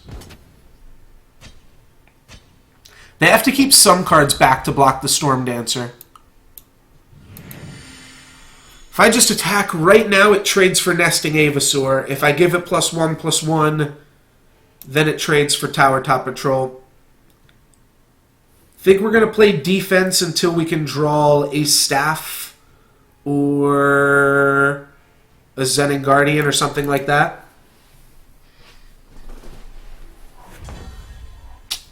Ask and you shall receive.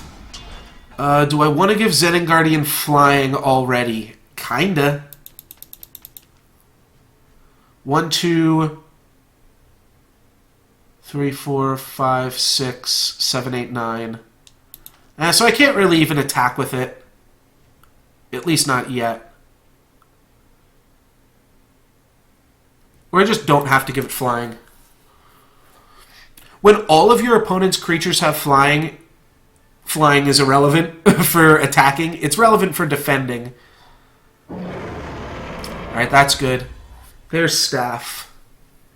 Yeah, that's the one where it's kind of punishing for me not giving this flying. But let's see. So if I just play Staff here, what happens? My opponent can attack with this because it's free. This I can eat.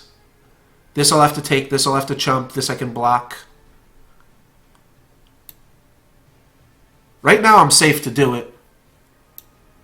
Alright, I'm going to hang on to my daggers. I didn't give this flying. I think that's actually fine. It would wind up blocking the Tower Top Patrol.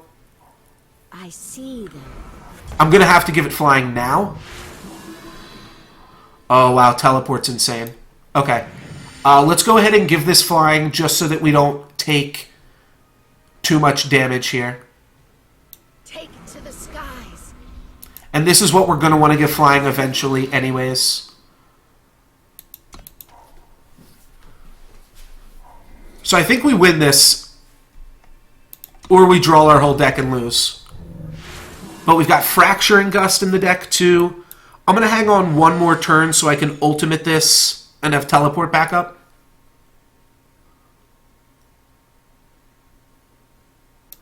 Levitate's a pretty good one too. Though, like I said, Gust would be good. Alright, Vault of Praxis, our opponent's got their own draw spells. Battle of the draw spells here. Initiative of the Sands we're going to neglect to play for one turn here. I wonder if we can get some sick attacks in with this teleport. I think we can now. We just bounce Tower Top Patrol, eat the other 2 cards. That's if my opponent even triple blocks. Yeah, that's got to be good enough.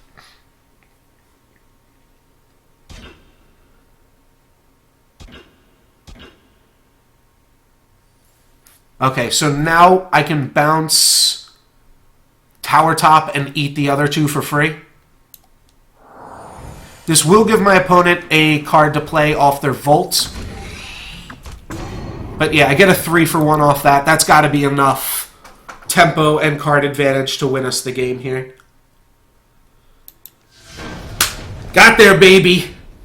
Hey, I'm not ranked 72 in draft in the world for nothing. And I'm also not ranked 65th in the world. Alright, gotta gloat a little bit. Now I'm officially better than LSV.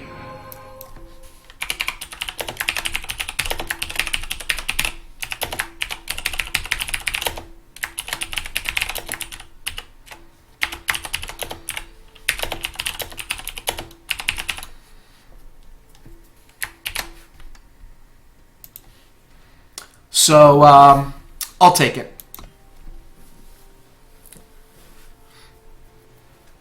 Something good just happened today. I sat down and I was like, now, that also means if I lose this game, so I gained, what was that, 7 points for a win, I probably go down about 20 places for a loss.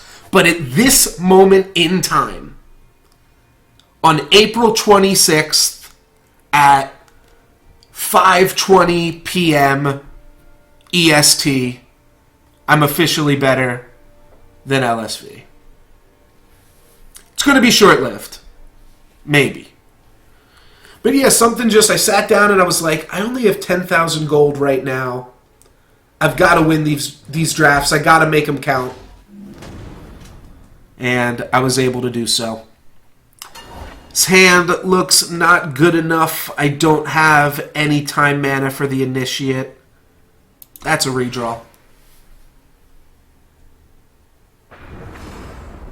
Alright, this hand's pretty solid, though. We're on the draw. We've got the Serpent Trainer plus Teleport to get the Trainer in. Though we're going to be playing against some pretty powerful decks at this point. Might run out that Levitate considering my opponent is also... Look lost.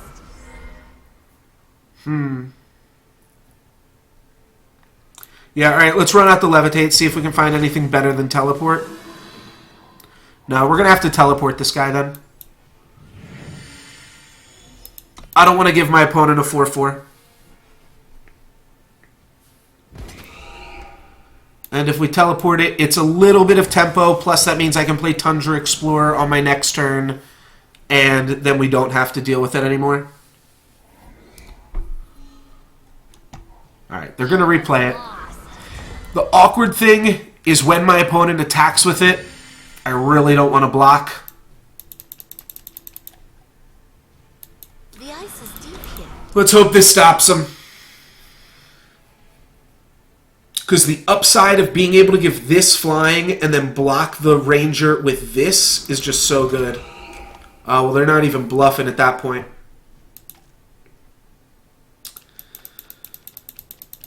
But I don't have any blocks for it next turn unless I'm willing to, like, chump block it forever, so no blocks. You have a 6-5. Time Sigil. Let's try to draw ourselves a spell, and I'm just going to play Serpent Trainers from here until the end of time. Serpent Trainers are probably just going to get Static Shocked.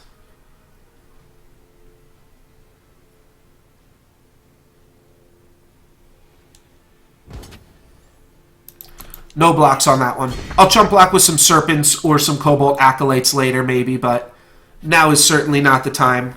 We can take 2 more hits from this before we need to chump block. Alright, well, Tundra Explorer, I guess, is going to be chump blocking this turn on this guy. Though, no, if I give Cobalt Acolyte flying, I can double block the Swift Blade. Yeah, because I'm gonna get a Serpent here as well.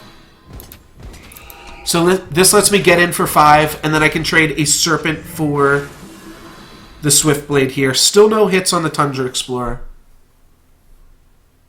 So I'm either drawing a Sigil or a creature again next turn. I also have a decent amount of flyers. Stormcaller, that's pretty bad. Alright, so Gorgon Swiftblade is now also a big boy.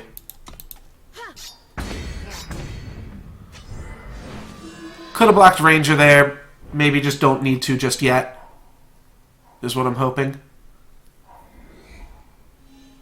Fortunately, this Cobalt Acolyte is just going to be Stormcaller food.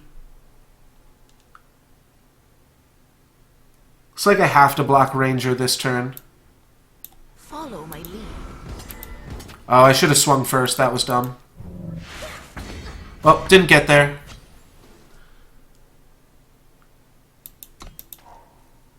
Next turn I get how much? I get 7 in the air, put them down. You know what? We can actually do this. Oh, not if they kill our Serpent with a snowball? Who gave this guy a snowball? Alright. Yeah, now I clearly have to chump block here.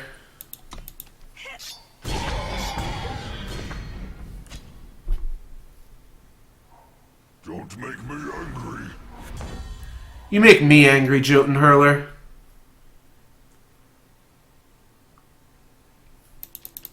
So, yeah, I have to have 2 chump blockers. I just can't do it. Oh, I guess I cannot attack with these guys now.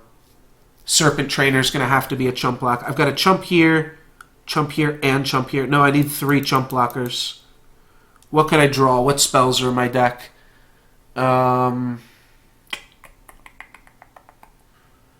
Dispel. There's Gust. I mean, either way, I'm just sacrificing my whole board here for nothing. So nothing good can come of it.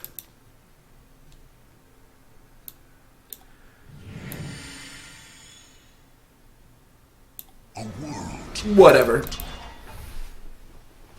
I'll try it out. Yeah, this is lethal because alongside the Dark Wisp and the 1 damage from Stormcaller is 4.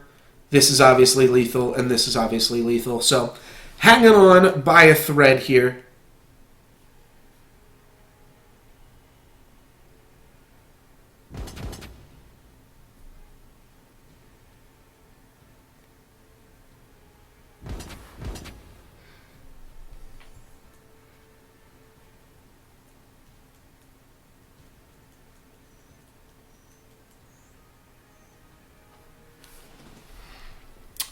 Yeah, so chumpy, chumpy, chumpy.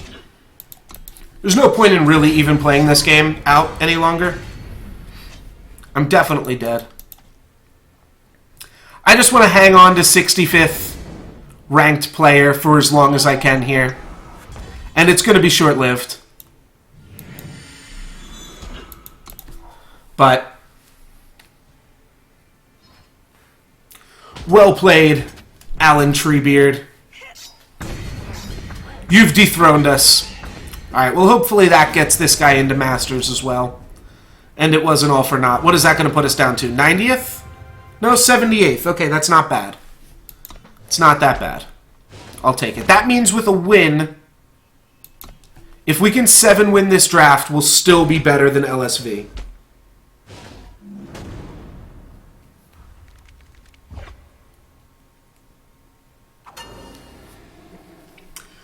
This hand looks fine. We're on the draw. We could mulligan for a 2-drop.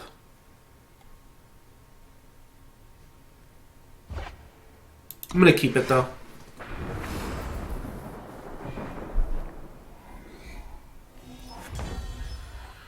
All right, Combre.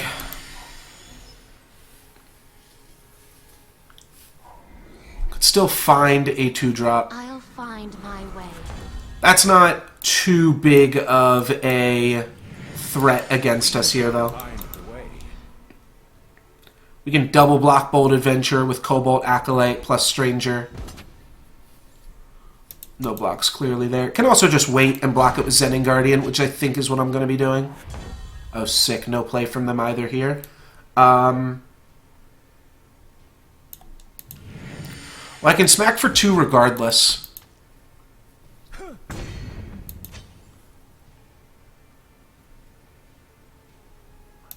I guess I can make a 2/2 flyer. I'm going to hang on to both my Acolytes here. I'll take some more damage.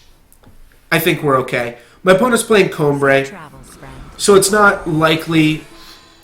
And they don't have a 4-drop. Okay, they do have another color, though. It's still not super likely that they're going to be applying too much pressure.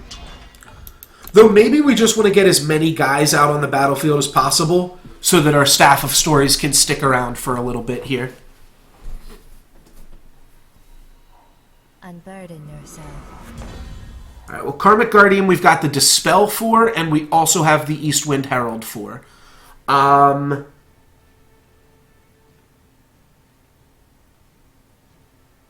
definitely don't want to just go Staff of Stories here. What I think I want to do is give Zen and Guardian flying and play an Eastwind Herald. That's going to stop my opponent's Karmic Guardian from even being able to attack. A gift from the east. Makes my Zen and Guardian a pretty big target, but if they deal with this, we can still always just silence this or something like that next turn. And if my opponent has nothing, then we'll just play a Staff. Now, what if they just play a monster here? Yeah, that's a monster. Well, I can Dispel the Overwhelm. I kind of like that. Because right now, if we just play the Staff, we can't chump block, so we're going to lose the Staff regardless. Let's silence the Overwhelm and then probably play another Cobalt Acolyte. Just because I'm going to want dudes on the field here. Take to the skies.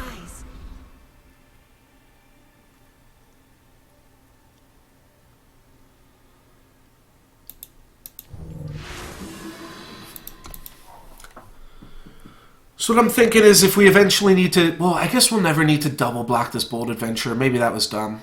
Think you can Alright. escape me? That's going to take out my Zen and Guardian. Well, that didn't do shit. Yeah, I'm going to single block here.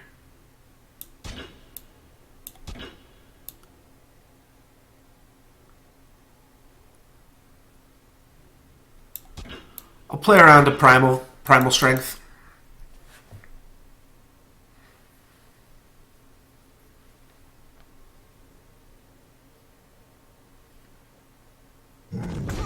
Yeah. Just gonna be happy taking my flyer, 2 of my 2/1s, and a Zen and Guardian.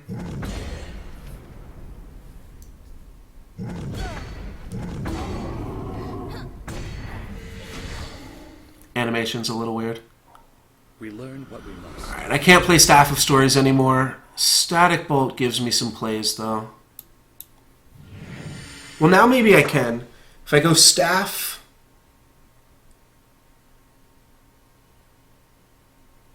Yeah, I just Bolt the Stranger. Play Staff. And now if they attack all out, I'll block 2 of the 2/1s. They're probably... I don't know. I played around a trick last turn, so That means they could just have a trick this turn. You aren't welcome here. Alright, that's going to let me lose my staff.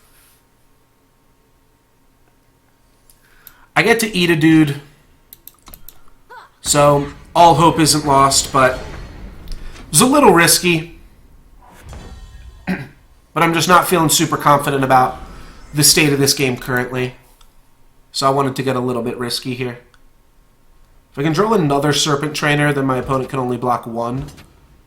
So that's pretty reasonable. That's a good attack from my opponent.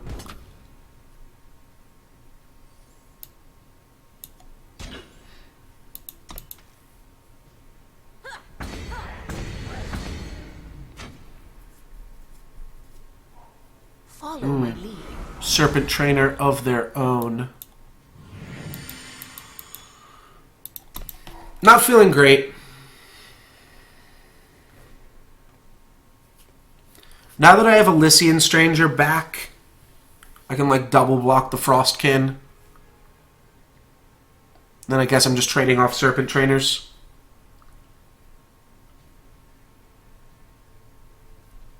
My opponent could still have a trick, but can't afford to let Serpent Trainer hit me just in case they have a trick. Yeah, this attack, all their attacks are free at this point once they're attacking with all these guys.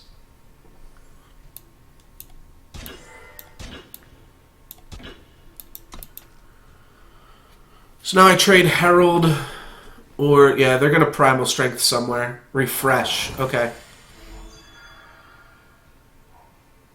And Violent Gust this. Alrighty, somehow I just ran out of cards and my opponent had a whole bunch more. I mean, I guess I hit 8 lands here. Now 9 power. How much is this? 1, 2, 3, 4, 5, 10.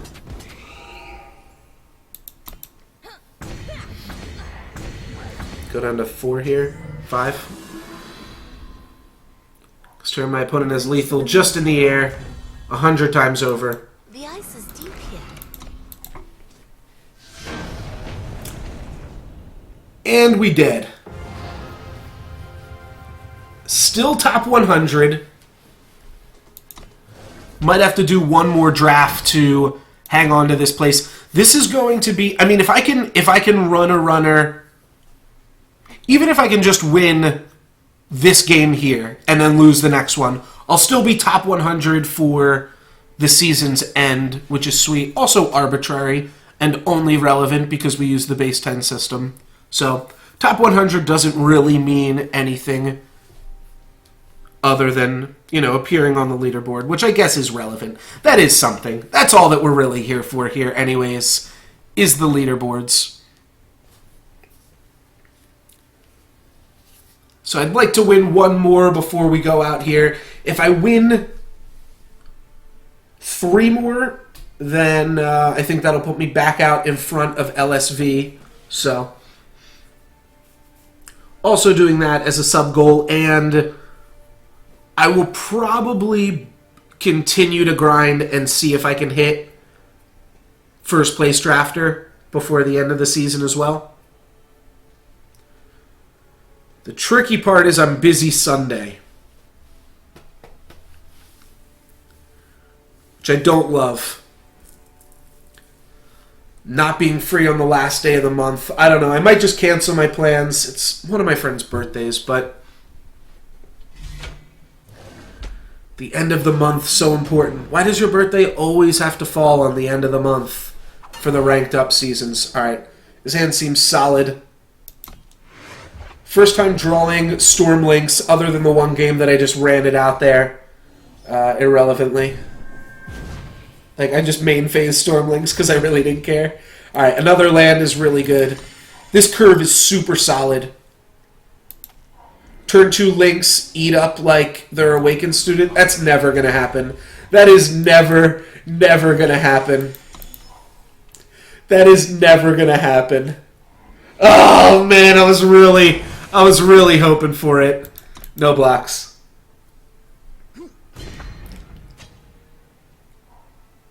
What is good here, though, is we play Stormlinks, then we untap, play Tundra Explorer, and my opponent, at the very least, can't attack for a minute here. Then we get to play Frostkin. Then we get to play Cobalt Monument. Then we get to play Staff of Stories. So I'm liking my chances this game. Oh, shit.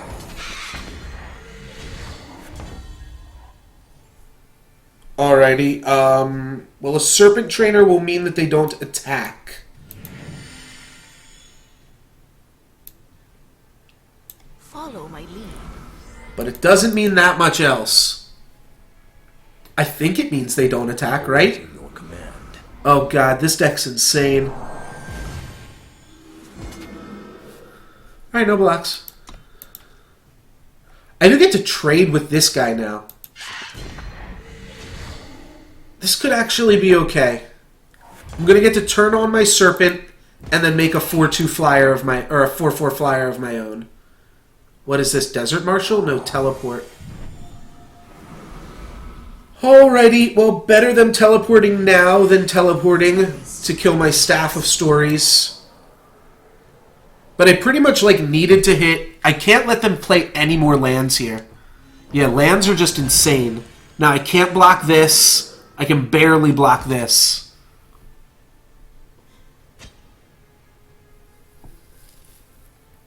Could trade my Storm Dancer for Awakened Student. My opponent's going to let me do it. I don't really want to. But I don't really have a choice. I can't out-tempo them from 37. It's going to be a long game. I'm going to need to find a way to kill this, which I can't even think of what that could possibly be right now.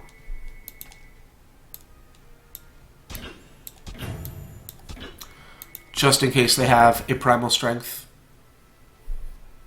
We'll let them take... I'd actually much rather them kill both of my ground guys than kill my Storm Dancer. Okay. I'll take that, because now I still have Storm Dancer for this.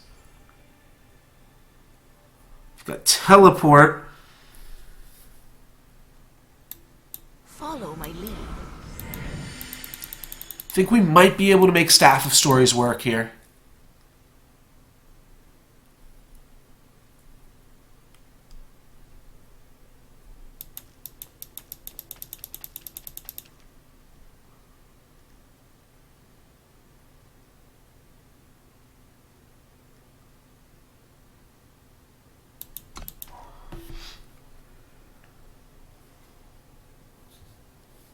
Please, no Sigil. Shit, man.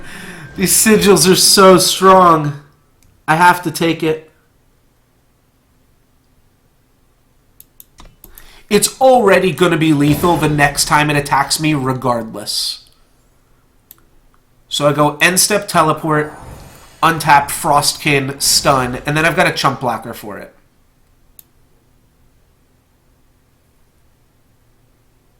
You aren't welcome here.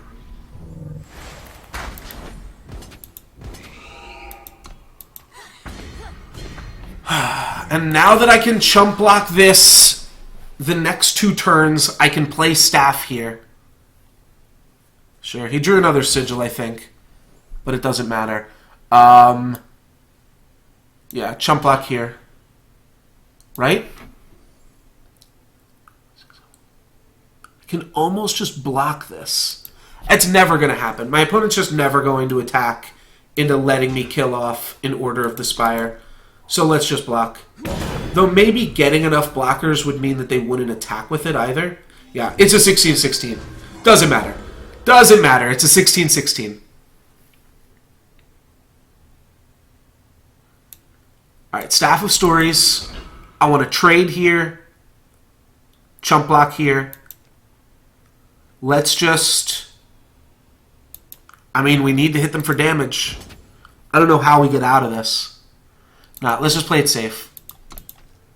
I'm at 10 life points. My opponent's got a spell. Do they have a Desert Marshal? Okay, Desert Marshal's still fine. It means that I double block the 4-4 flyer, chump block the 16-16. Or I go chump, chump. Next turn I chump Lightning Strike with Zen Guardian. Chump, chump. Like, I can Lightning Strike this. Alright, let's go chump chump.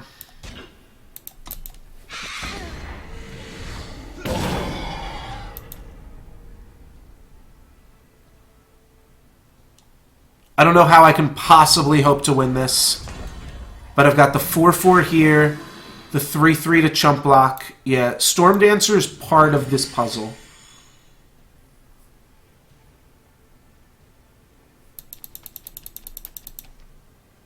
Zen and Guardian. Which creature would I rather lose? Because one of my creatures is going to have to chump block Order of the Spire. I think I'd rather lose Zen and Guardian at this point.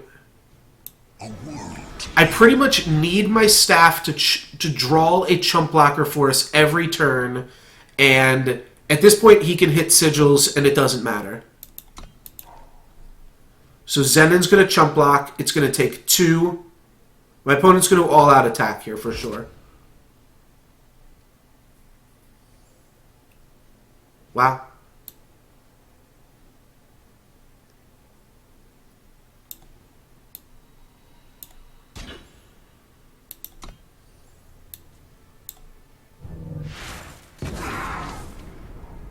Alright.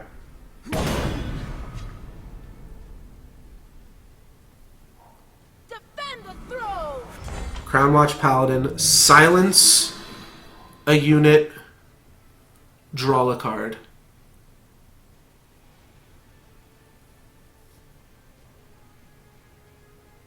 I don't think I do. I don't think I have anything in my deck to even deal with Order of the Spires, to be honest. I mean, I could Dispel it, or I could Lightning Bolt it infinite turns ago. You know what I do? I could get a Copper Conduit, and teleport it to grow it bigger. So that I can block it twice.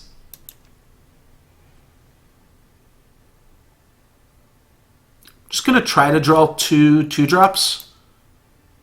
So I can block here, chump chump, save my staff. Draw 2 2-drops. That's 1.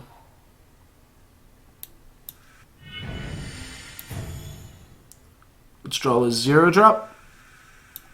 I don't know why I did that there. Time quickens. Alright. So I chump block here, I eat the Horn Verlunk, and I lose my Staff of Stories. See you, Staff. I definitely should have silenced this, but at this point, it's comical. Let's see how big they can make it.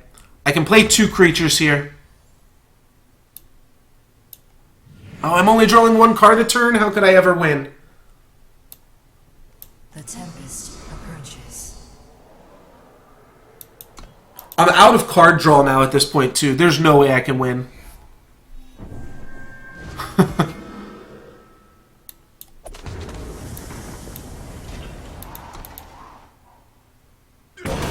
I'd have to out-tempo them with a single Storm Dancer while chump blocking this every single turn. Well, now I have to stay back and block, or they've got lethal in 2. Chumperino. Yeah, I don't think I have any Polymorph. I don't have any Exhaust. This deck was light on removal. The last deck was much better on removal and also on threats. Alright, looks like I'm not top 100 drafters. That's going to be it for me for the stream. Still pretty happy about how this stream wound up. What was it, 4-3 deck and I guess I'm not dead this turn, right? I'm definitely dead next turn, and there's nothing I can do about it. Need to draw assembly line here. Take to the skies. That'll be it. Good game, my friend. They're not going to double it again. I'll let them hit me with it. Go down to negative 64. Boom. That's a big boom there. Alright, well played, Androsito. But like I said, got down to 110th. Not great, but still pretty happy. That's much better than the position that I was in yesterday. I have 6 packs to open up here, so let's open those bad boys up real quick. See if we get anything sweet. Thank you guys very much for watching. I will be back tomorrow with some more Eternal. I'm going to try to grab that #1 spot. Only have 10,000 gold here, but I'm going to try. At the very least, I want to see how high I can end the season, and I'm just going to do try-hard drafts for the next few days. Might also do some ranked. I've been playing a decent amount of ranked off-stream recently, just because it helps me grab gold, and I'm not like at that high of a level in ranked. I'm gold 3 right now, but it would be cool to potentially hit top 100 in both of those. It's going to be tough, but right now I'm the closest I've ever been to accomplishing that goal. We'll see if I have a chance at doing that any other seasons as well. Yeah, I do kind of want to grind. I'll be back tomorrow, and I'm going to start tomorrow's stream a little bit earlier. I'm going to go grab dinner and then go play Wednesday Night Magic. My store does Modern on Wednesday nights, and that's always a fun night too. So I'm going to go head out and do that. But thank you guys very much for watching. If you enjoyed the stream, please hit that follow button to be notified when I go live next. Thank you all very much for hanging out. You can also find my YouTube page in the link in the panels below. There I upload all past stream VODs as well as highlights and things like that. So thank you guys very much for watching. Hope to see you soon. Peace.